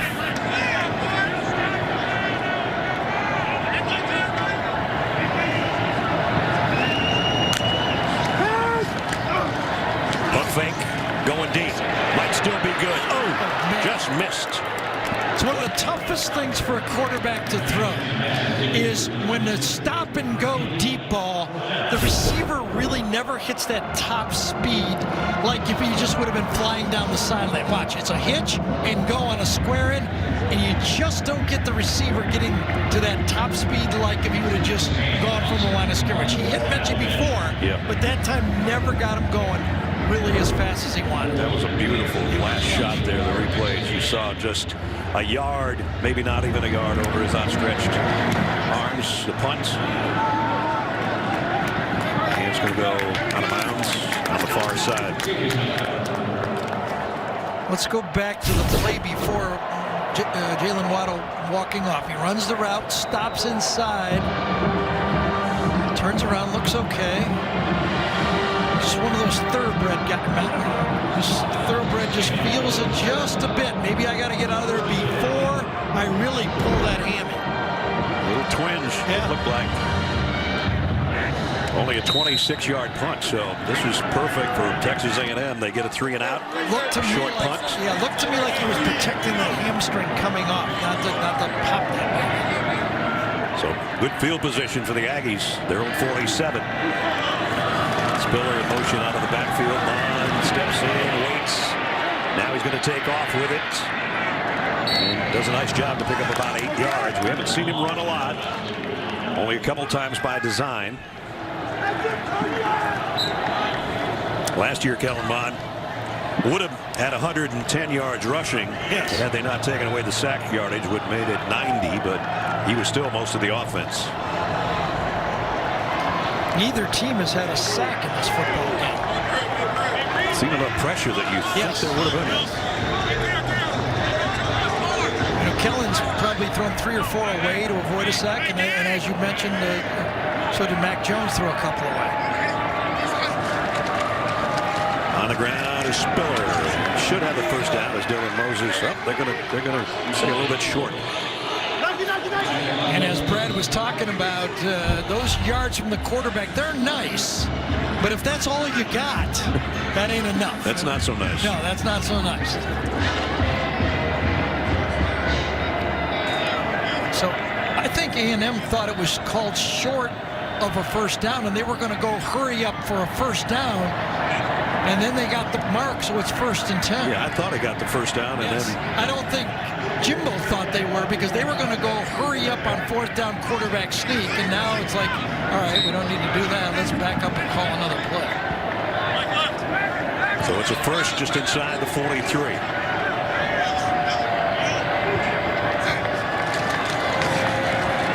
Quick throw at the flat to Chase Lane, and Lane got it inside the 40. This Malachi Moore is a pretty impressive football player. True freshman, playing in the secondary, playing over the slot in their nickel defense. Comes again and makes another clean tackle on the play. And as Brad told you before, you don't play in this defense no matter how talented you are if you don't know what you're doing. Yep. He's back there with Brian Branch. When are they going to share that position? Challenge Josh Jobe down here? You know, he's the new corner. When are they going to put one on him? Yeah, that crossing route, I don't know where that one was heading. I guess Chapman, maybe the intended receiver, was kind of in between 2 guys out there, incomplete. Let's see if we can tell any better from behind here. Trying to throw it. Was it tipped? Oh, it was Lane. He threw it right over Lane's head. Right over number 2's head. Chase Lane. And he said, you got to go on. And you could see, as we talked about before, the quarterback communication with the receivers just isn't there. And I know nobody likes to talk about it. That's why A&M was saying, boy, we liked our old schedule. We could play 4 or 5 games. This one's complete inside the 25. And going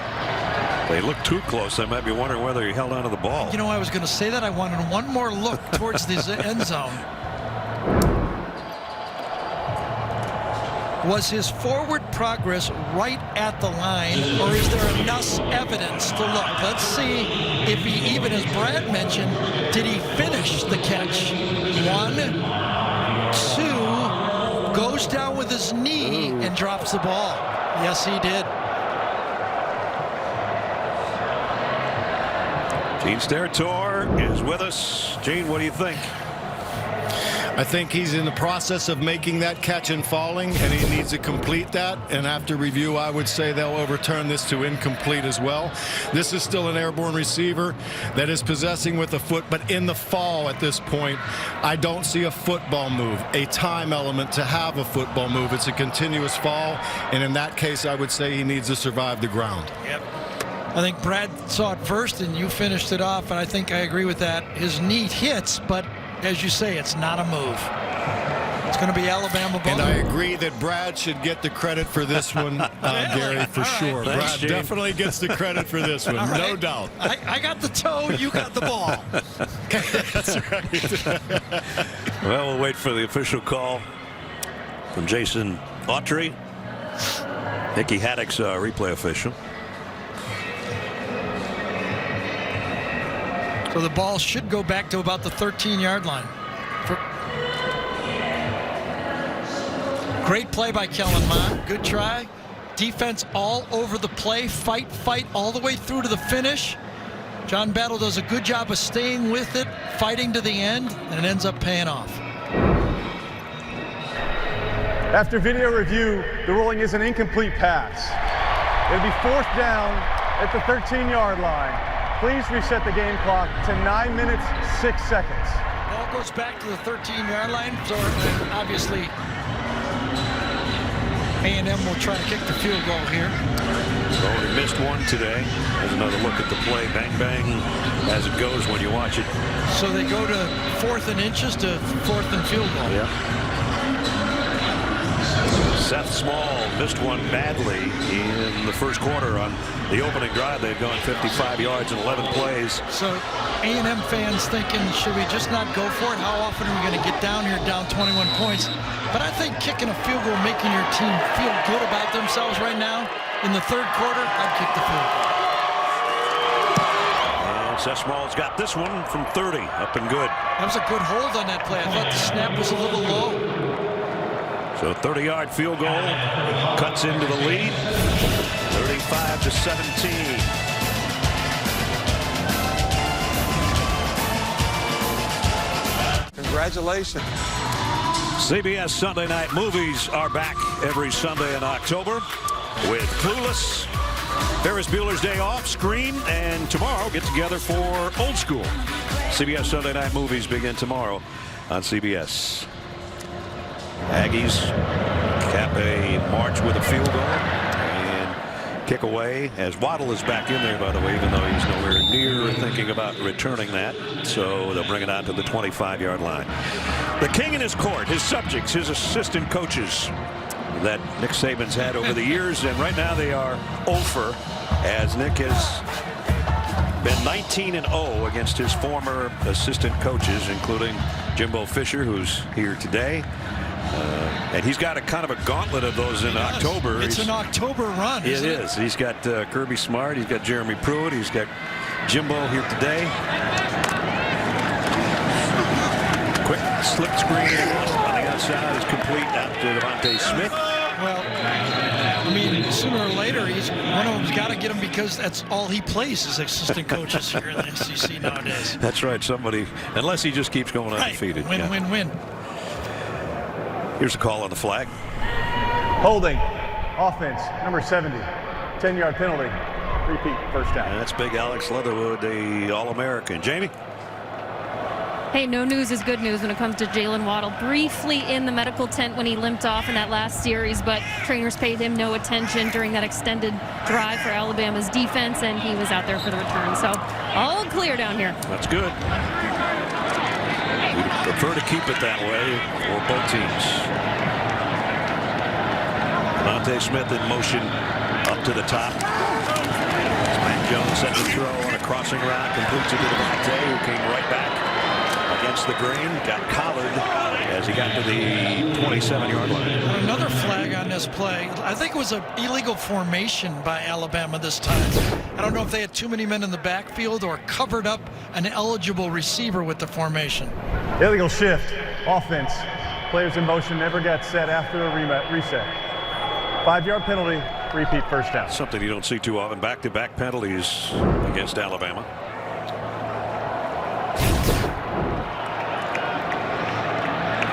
There you see the guys moving. Getting in position as the player goes in motion. Two players were actually in motion at the same. Even if you stop, you started with two in motion, it's going to be called. Fourth Alabama penalty, 2 in a row, as Najee Harris takes the handoff. Let's just remember this. It's one of the circles that Nick Saban has circled about his football team. We have to do better in the penalty department. They were last in the SEC and 121st in the nation in penalties last year. And they were still 11-2. That's a good point, because you know who was best in the SEC in penalties last year? Arkansas. And they weren't 11-2. No, they weren't. Oakland Raiders. Yeah, go ahead, call them on us. We don't care. You know, and another flag. False start, offense, number 69, 5-yard penalty, second down. I'll tell you, if you're a coach, though, and Nick has talked about this in his press conferences, you can live with the penalties during the play if they're not the dumb ones, but the pre-snap penalties are the ones that drive you crazy. Especially your center right there. Yep. Dickerson, the center, with the false start. He'll now snap it to Matt Jones on a 2nd and 22. Pump fake, deep ball, man there, got him on the fly. Waddle, there's nobody going to catch him. Jalen Waddle, touchdown.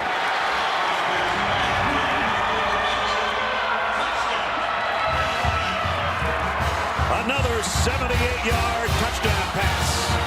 This time, Jalen Waddle. They were just backing up so that they could run that square in and go, and this time Mac Jones did not mistime the throw to Waddle, and Jamie's report was right on. I guess he's okay. Apparently the hamstring's fine. Yes. Maybe that was just part of the design of the play. I'm going to limp off and then come back on and run the square in and go. It's actually a 87-yard touchdown pass. I'm going to correct myself there. Remember we talked about him running that corner on the safety? Well, he got on the safety, but this time it was a square in and post. You're going to come in here, come in for one step, and then go. That's the design of the play. Good protection up front. That offensive line gives them the pocket, room to step up, and touchdown. They got one hand on the back end of his foot, and that was it. Jalen Waddle. Boy, is Alabama glad he came to Tuscaloosa instead of College Station, huh? 42-17. That guard butter is something else. I think the Aggies are in a nickel defense. Should have been in a dime on that last Jalen Waddle touchdown. We talked about the route and the good throw and everything, but it was 2nd and 22. How do you get beat deep on 2nd and 22? You know, last week we saw a new record for passing, over 600 yards in 3.5 quarters. Mac Jones may break it today in 1 week. He's got 363 and 3 touchdowns right now. If he stays in the game and has to keep throwing, like Mississippi State had to keep throwing. Jeez. 142 for the touchdown. We've been doing SEC football for a while. It sure has changed in the last 3 years, hasn't it? I mean, it is a passing league now. The old stop the tailback off tackle is no longer a part of it. Nor any huddles. Here's a throw out the right. Cuts back inside. Nice move by the big fella. And he looks like he might have a first down at the 35. When we first started doing this, we used to talk about the isolation play. Now we're talking about the isolation pass. Isolate a wide receiver on a safety. And they moved the sticks as they gave Weidermeyer the first.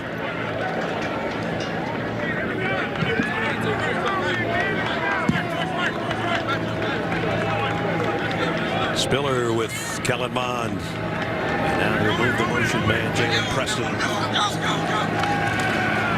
Throws back over the middle. Weidermeyer again. Another first down as he crosses midfield to the 49 of Alabama. So two sides of this coin right here. Remember a week ago, Alabama got a big lead on Ole Miss and then gave up points, and heard about it from Coach Saban all week about letting down their guard, losing their edge. Missouri, you mean? Excuse me, against Missouri.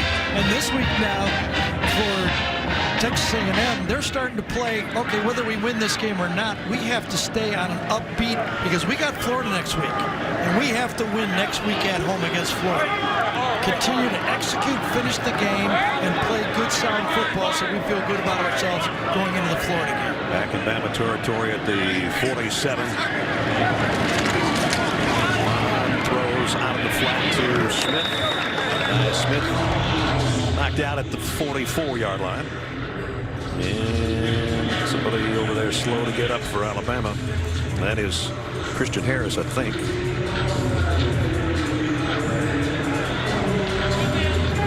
Harris pressed into action when Dylan Moses and Josh McMillan got hurt last year. And he went on to have a really nice season. He just hit the deck kind of hard over there. So he'll sit out of play at least. Second down and 6 meanwhile for the Aggies. Mond throws a tight one in there, complete to Chapman. And he's close to a first down. It's Armed Service Saturday on CBS Sports Network today.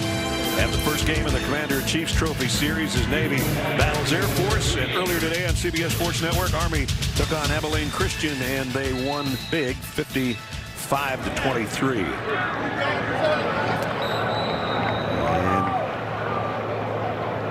And the Air Force-Navy game should be kicking off right about now. The 5-minute mark here in the third quarter. 42-17 Alabama. You know, the game that we were going to do that we didn't end up doing, BYU, that looks like a real football team. I don't know if they play enough schedule, but I don't know who's going to beat them. They had a really tough schedule and a meaty schedule before everything got changed. They are rolling up the points on everyone. Yeah, they are.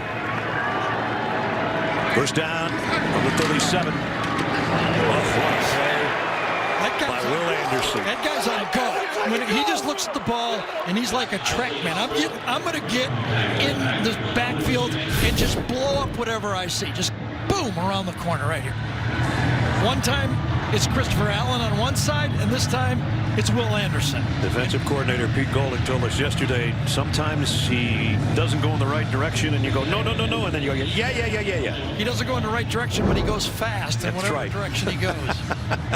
Well, he went in the right direction and he went fast on that play. Remember, those were two important positions they were replacing from a year ago. Anthony Jennings and Terrell Davis. Crossing route, Chase Lane, short gain. And this kid's really good too. Malachi Moore, the freshman. We've talked about him a lot. It's amazing we talk about a guy in the secondary. He's a freshman that is a starter. Third down and long.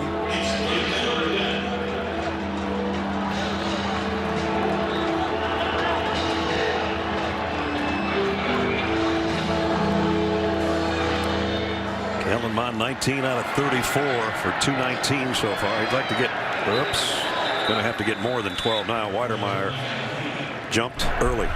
False start. Offense, number 85. 5-yard penalty, third down. Weidermeyer with 5 catches, but he's just forced a third and longer now for the Aggies. He looks a little bit winded.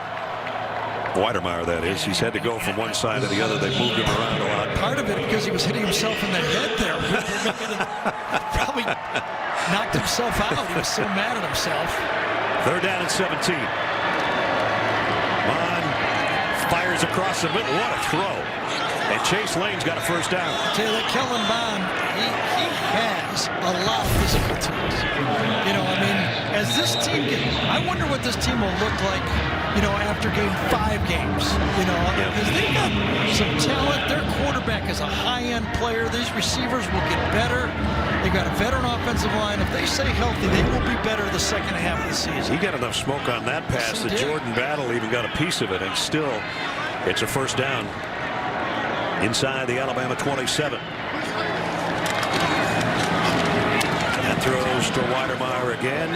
His forward progress is going to get him down around the 21-yard line, I think. I mean, you'd like to say that, you know, when you're on the road, your goal is to take the crowd out of it. Well, there's no crowd to take out of it. Yep. Everybody just kind of sitting here going, well, okay. Just a little under 20,000 here. Right. Normally it would be 100,00077 with the new And we're just happy to be configuration. here. Yeah, we We're are. just happy to be here. And we have a new booth too, and it's spectacular. Thank all the donors that paid for our booth. Yes, we used to be about on the 20-yard line. Now we're right on a 50. Second down at 5. Bond throws high, incomplete, intended for Smith. He had a guy right in his face, but Weidermeyer was wide open. No one covered him for a touchdown on the play.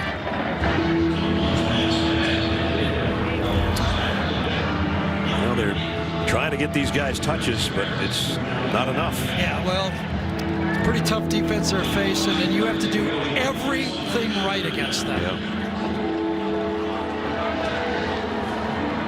So here's another third down. They picked the last one up. That was third down and very long. This is 3rd and 5. Need to get inside the 17-yard line to move the sticks. Whoa! What a one-handed grab that was by Smith, but he's going to lose yardage as a swarming Alabama defense brings him down. Christopher Allen led the way. He was the first guy there.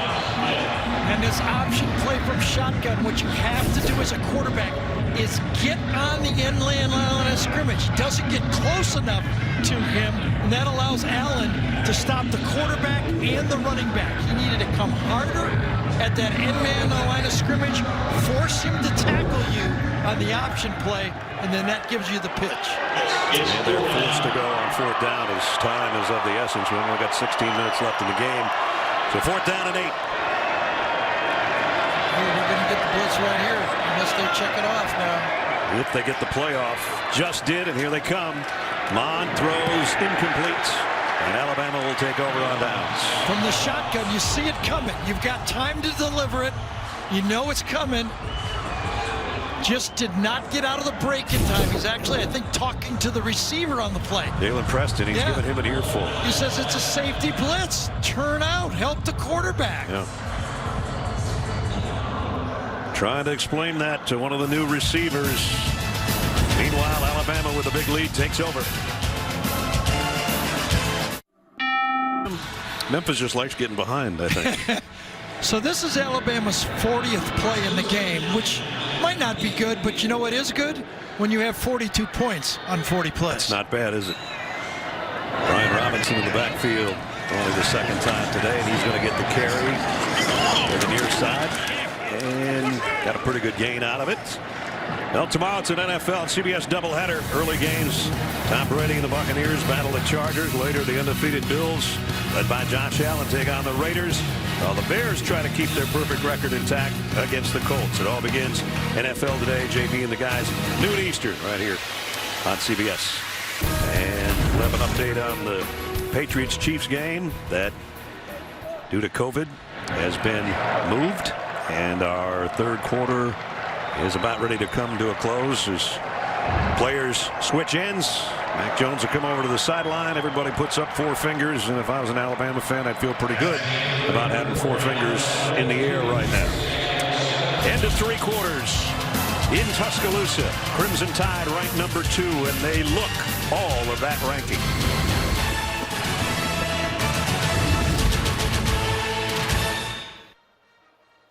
Today. Set to start the 4th quarter from Tuscaloosa. And the Crimson Tide with the snap and the big lead and the handoff. And another first down run.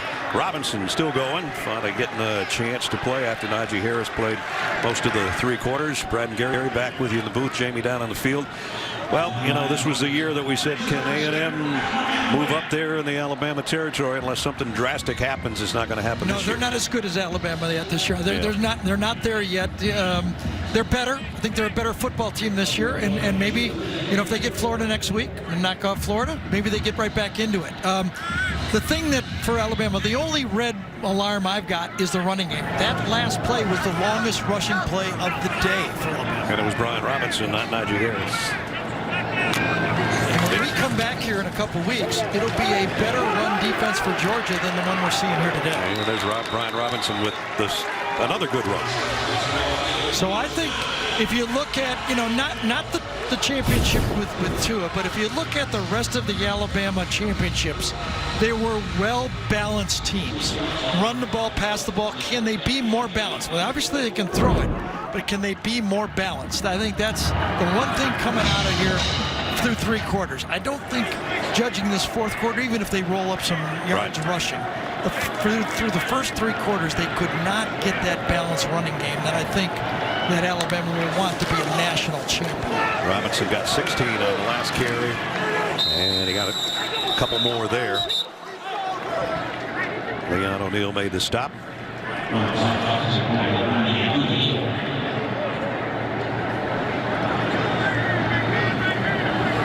Robinson will probably see the rest of the work.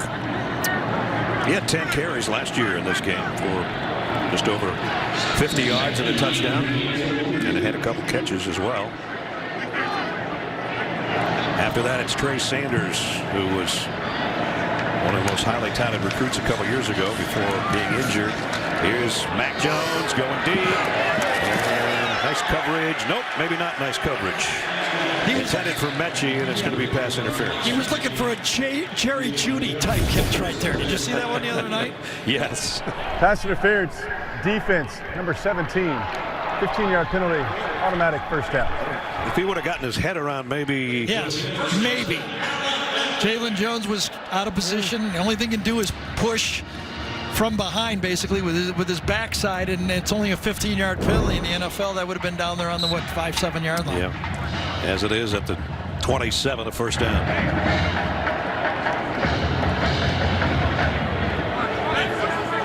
Robinson stays in at the tailback spots. Devontae Smith, a little booch pass, almost got to the first down, picked up 9. So Devontae Smith, that's going to be his 7th catch. Yeah, last week he and Waddle had 8 catches apiece. That's a catch right there, as Ness called it. A little better distribution with the football in the passing game, too. If you can't get balance in the running game, it's nice to have balance in the passing game. Actually, Devontae's 6th catch, not his 7th. Waddle's got 5, Mechie's got 4. And both Waddle and Mechie over 100 yards, well over 100 yards.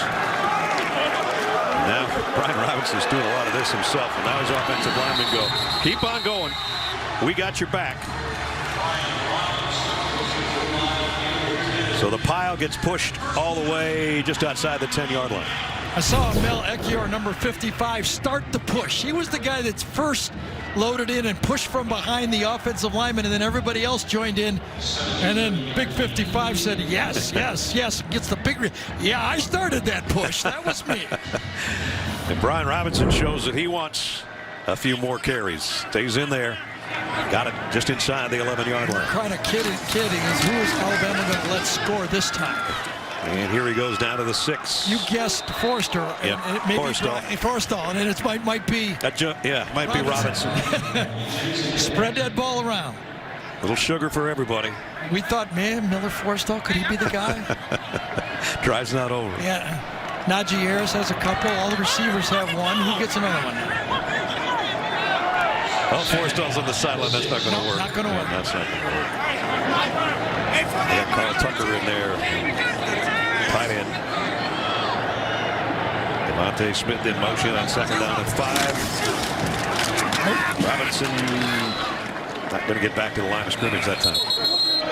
And now Sark goes, all right, we tried to do it. Sorry, we're just going to have to go to something else. We might have to just throw this thing. Yes, exactly. Uh-oh, look who's coming in. 87. There he is. We still might get this right. You're gonna go crazy if this is. Because in the last commercial, I go to Ness, I go, so who do you think's going to get the next touchdown? And they're going to spread it out, right? And Brad goes, Forrestal, 87. And I go, okay, that sounds good. They're down at 6. They can get a first down at the 1. Waddle over in the slot on the right. Forrestal comes out a little bit deeper to the near side. Jones. They put the pick. He came in and had to run the pick on the play. Incomplete. Wait, I ran all the way in here to give a pick on the end. Watch. All right, let me do my job here. I got to just pick this guy. Oh, yeah. Yep. That was a good route. They'll come in to try the field goal, rather.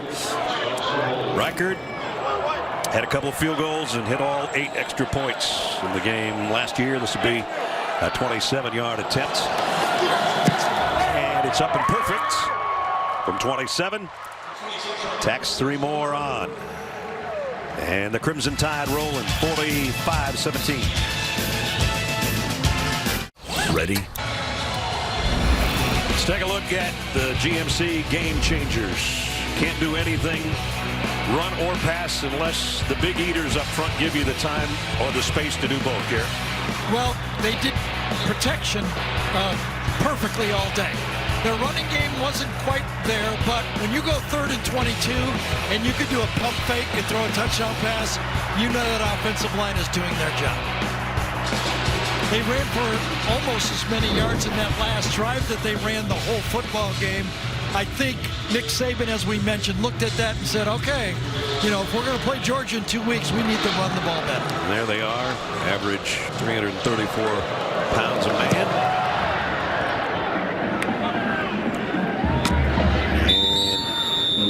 Let's go down to James.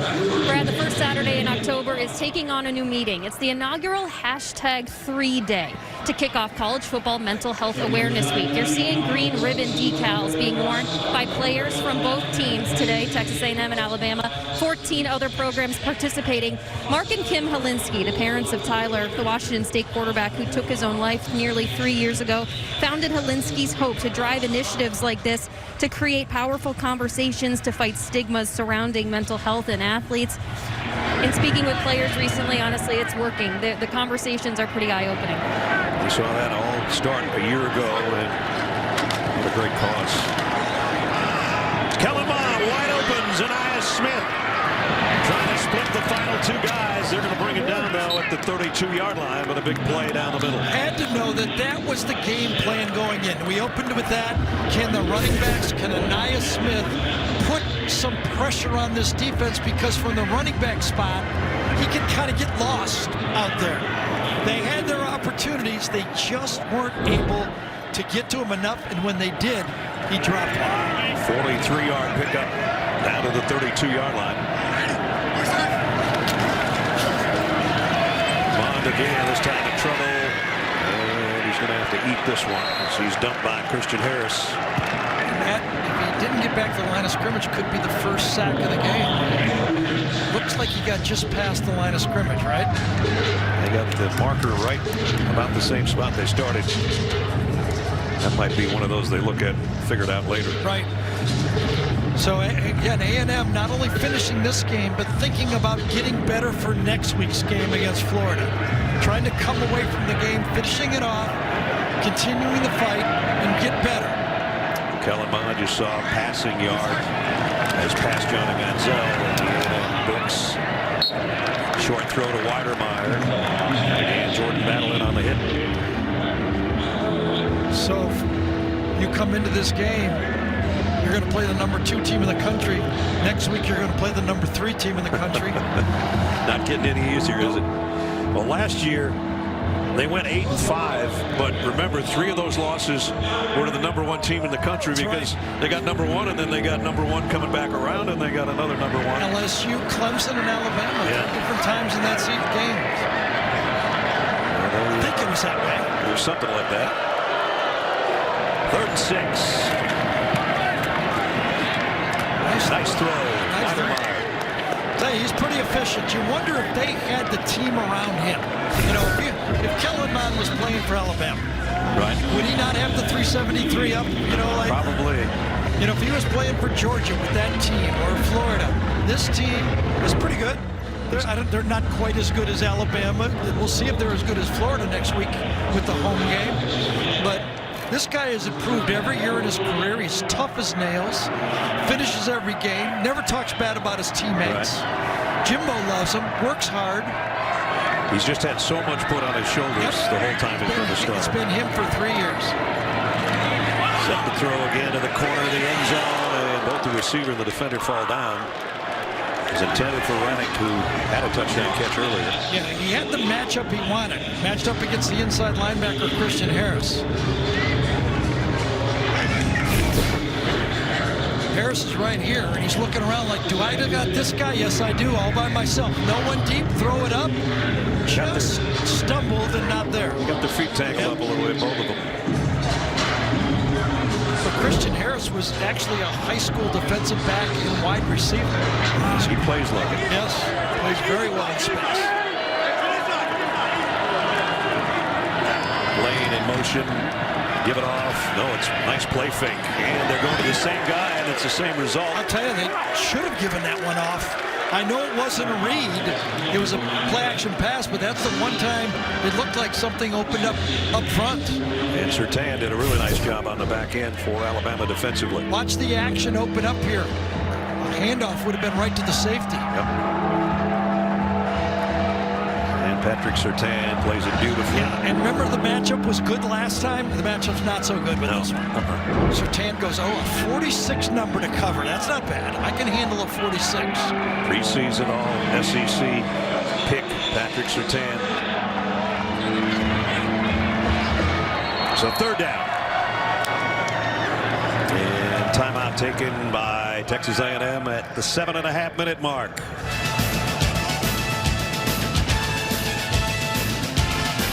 Imagine a future where Our game recap here. Number 2 Alabama, number 13 Texas A&M. Aggies even thing up after being down 14 on that touchdown pass to the tight end Rennick. And then Najee Harris, 2 rushing scores. That one from 2 yards out after a 6-yarder earlier.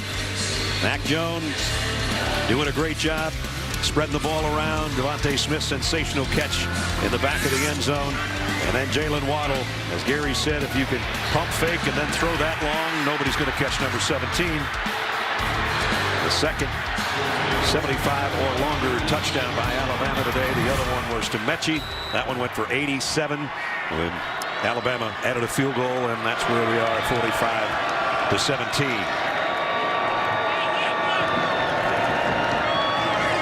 Kellen Mond, empty backfield.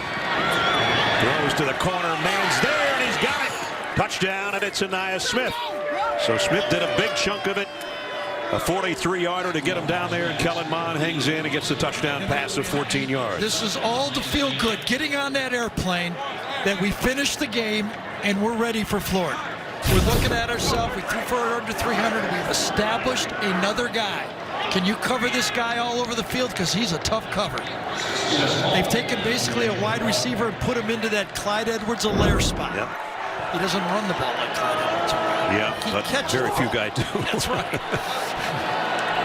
That was the beauty of Clyde. I mean, extra point is up and good. So scoring drive of a little under 3 minutes, and on 3rd and 10 they cap a 75-yard march in 7 plays with a 14-yard touchdown pass to Aniyah Smith.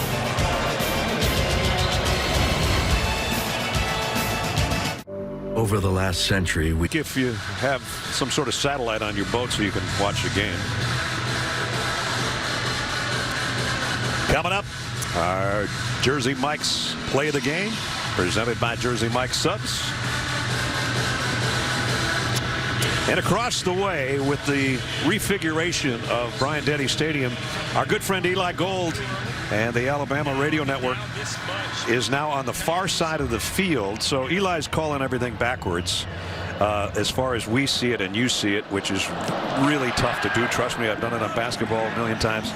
And we don't get to see our good friend Eli. He never usually wears a visor either, but he's in the sun over there. Exactly, into the sun. Here's a Jeep update in our studio. Adam Zucker. Zook, what do you got? Well, Ness, Lane Kiffin has the Ole Miss offense getting hot late in this one. They were down 28-14.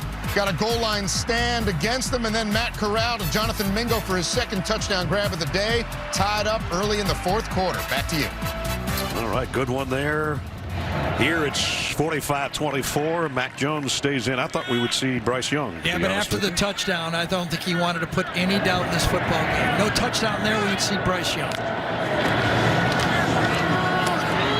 Jones rolls and then dives forward as drop for a 4-yard loss by Michael Clemens. We talked about how A&M's schedule changed, flipping Alabama from the end to the beginning of the season. But Alabama's changed too. Prior to the old schedule, before Georgia, they were going to get a layup against Georgia State. Now they're going to Ole Miss and facing that Lane Kiffin offense. I mean, it's not the usual way that this Alabama team gets ready for a Georgia game. Usually they have that game before it, you know, that big game before a big LSU game or whatever. This time they're going to get tested with that offense again. Brian Robinson again with another good run and a first down. So that offensive line is also obviously in the game. If the quarterback's in the game, you're going to keep the offensive line in the game. And big center that time, Landon Dickerson, comes around. He is really a valuable football player. Going back to that layup you were talking about, Georgia State should have told Tennessee that last year when they lost to Georgia State. Between Alabama and although Tennessee, you'll have to say, is pretty good football. They've won 8 straight. They've got the longest winning streak in college football. How about that? Bryce Young on the sideline, the highly touted freshman. Number 2 overall recruit from a football quarterback factory, it seems, out in California. Just remember, Bryce, Tua wasn't out there yet at this point. That's true.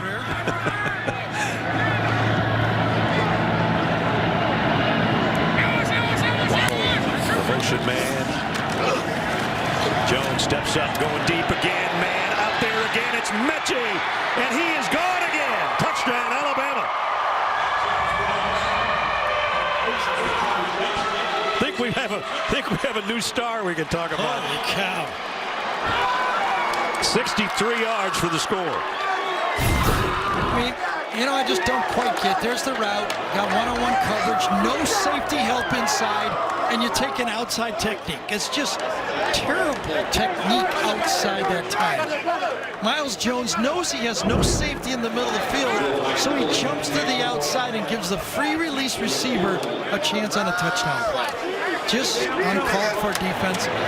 You know, the term the safety has kind of really gone out of college football. I think we ought to rename it. How about call them middles?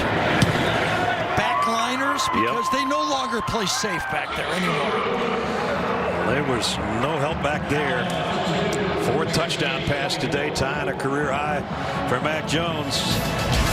He's got the lineman doing the hand dance with him, and he's got Mechie for 181 yards receiving and 2 touchdowns.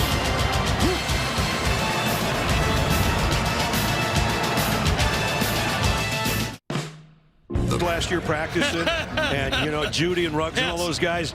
I always liked you, John, and today he's like John Mechie to the tune of 5 receptions for 181 yards and 2 touchdowns. Remember that scout day we had? Yeah, that was fun. Yeah, this is just as good. All right, so these 3 guys have these 2, but one of them goes in motion, and I think that causes the problem.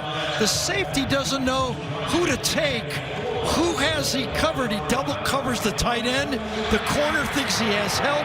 The 3-on-2 coverage is broken by one guy going in motion.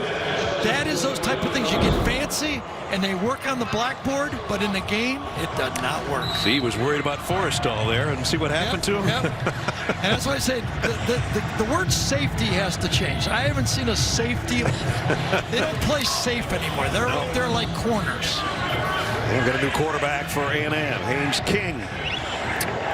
Freshman out of Longview, Texas. And Kellen Mond did everything he could today. It's just too much against. Yeah, and you don't want to get him dinged right in the game here. Big game coming up next week. And the throw and a catch. Completion to Chase Lane. Kellen Mond on the day ended up 25 out of 44 for over 300 yards and 3 touchdowns.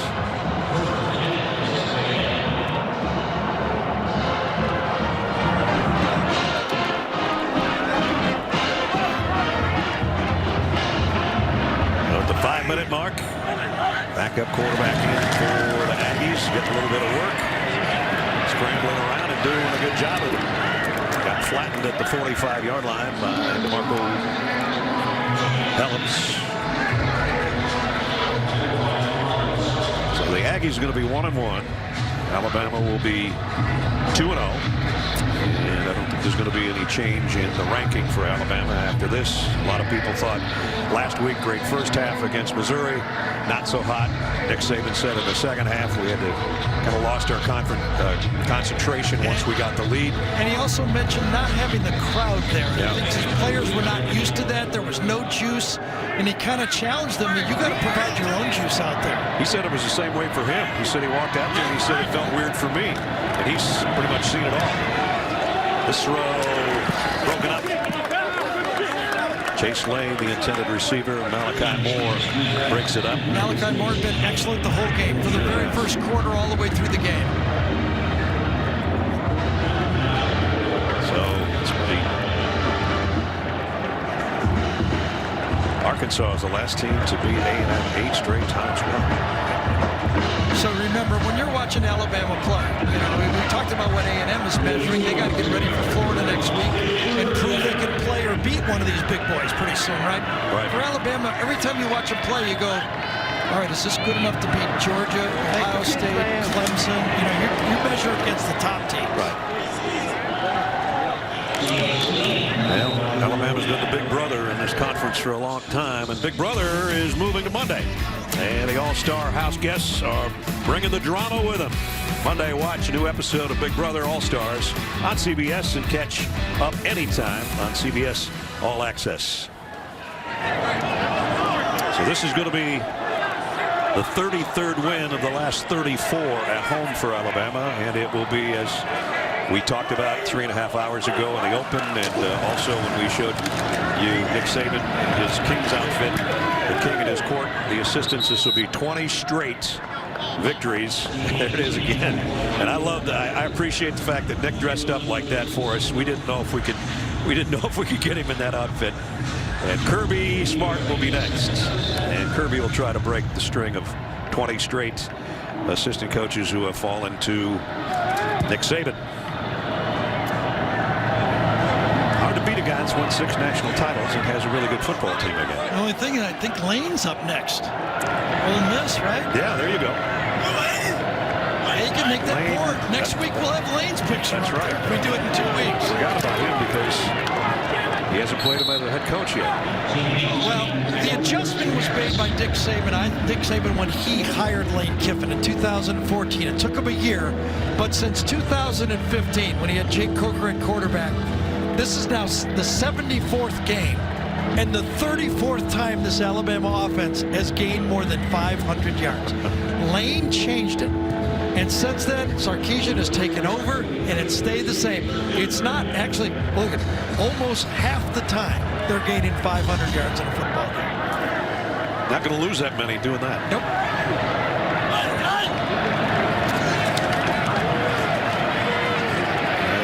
The scramble. It's going to be another first down for King. King still going down the sideline. Bumped out finally around the 11 by Battle.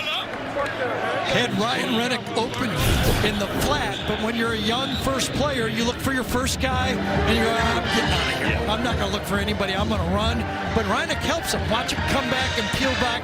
Dylan Moses puts him on the ground, but you know, nowadays that blindside block, you got to be really careful not to just to lay the guy out. You almost accept the block instead of giving the block. Nice 22-yard scramble by Haynes King out of Longview, Texas, and he's got him down at the 10-yard line, first and goal. King throws to the corner. It's intercepted by Alabama in the end zone, and it is Malachi. I finished a perfect game. I don't know. I just saw him maybe miss one assignment all day, but he has been in position. He's made tackles. He's taken away throws. He just looks like a real keeper out there. He and Brian Branch, two freshmen, and Pete Golding said Brian Branch had the edge early in camp, and then this guy just kept getting better and better and better. And that's why he's starting, and that's why he's had a heck of a game in his first home game at Bryant-Denny Stadium. Alabama's got the ball back en route to a victory. Advanced non-small. Well, Mac Jones, just an average day. 4 touchdown passes, and they've been some long ones to Mechie and Waddle, and the offensive line giving him time, and Devontae Smith doing his thing in the back of the end zone. Quite a day for number 10. Yeah, he just didn't even make any mistakes. Even the interception really wasn't a mistake. Yeah. Just one of those things that happens every once in a while. Now we'll see the 5-star recruit, Bryce Young. Doesn't have to do much with about 20 to go, but hand it off, which he does. And it's Trey Sanders. Those two guys, two of the most highly touted incoming recruits from 2 years ago, Yes. and then this past year. I remember Trey from watching practice last year. He had injured his foot. And I've never seen a guy injured as a true freshman. He worked the whole practice on catching the ball. He is about as focused as a young player, Trey Sanders is. He wants to be a great football player. Got to get healthy first. Had that foot injury. Let's see what he turns out to be. Look, low snap, and he has to pick this up, and he's going to lose yardage, but that wasn't his fault.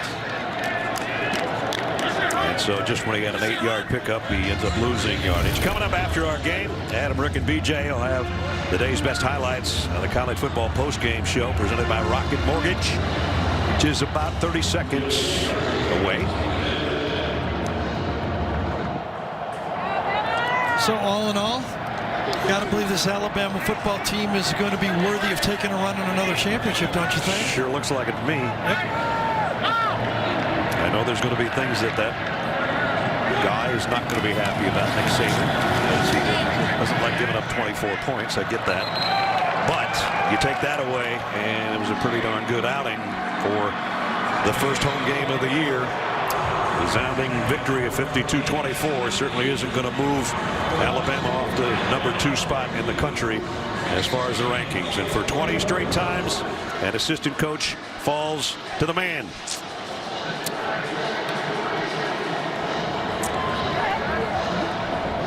And time for our Jersey Mike Subs play of the game. And it was a pump fake by Mac Jones and a long ball to number 17. And you can say goodbye at that point because nobody's going to catch a guy with that kind of speed. And here's how Eli Gold, our buddy, called it on the Alabama Radio Network. They need 22 here.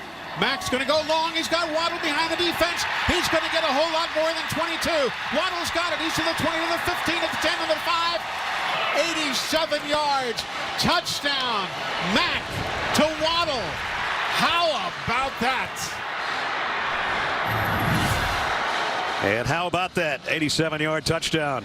One of the many long touchdowns thrown today by Mac Jones. 52-24. We'll be back. Well, Alabama heads to the locker room with their second win of the year. This one more impressive than their road victory over Missouri last week. 52-24 is the final as they win their 33rd game of the last 34 here at home. Jalen Waddle, one of the stars, but John Mechie is the new emerging star as the three guys in that wide receiver core, Devontae Smith, Jalen Waddle, and now you got to think and worry about John Mechie, who had the big game today with 181 yards and 2 touchdowns. So a resounding win at home for the second-ranked Crimson Tide. And again, Nick Saban makes it 20 in a row over his former assistants. Let's go down to Jamie with the winning coach. Coach, for Mac Jones to throw 4 TDs to 3 different players. What does that mean to you in terms of his comfort level within this offense?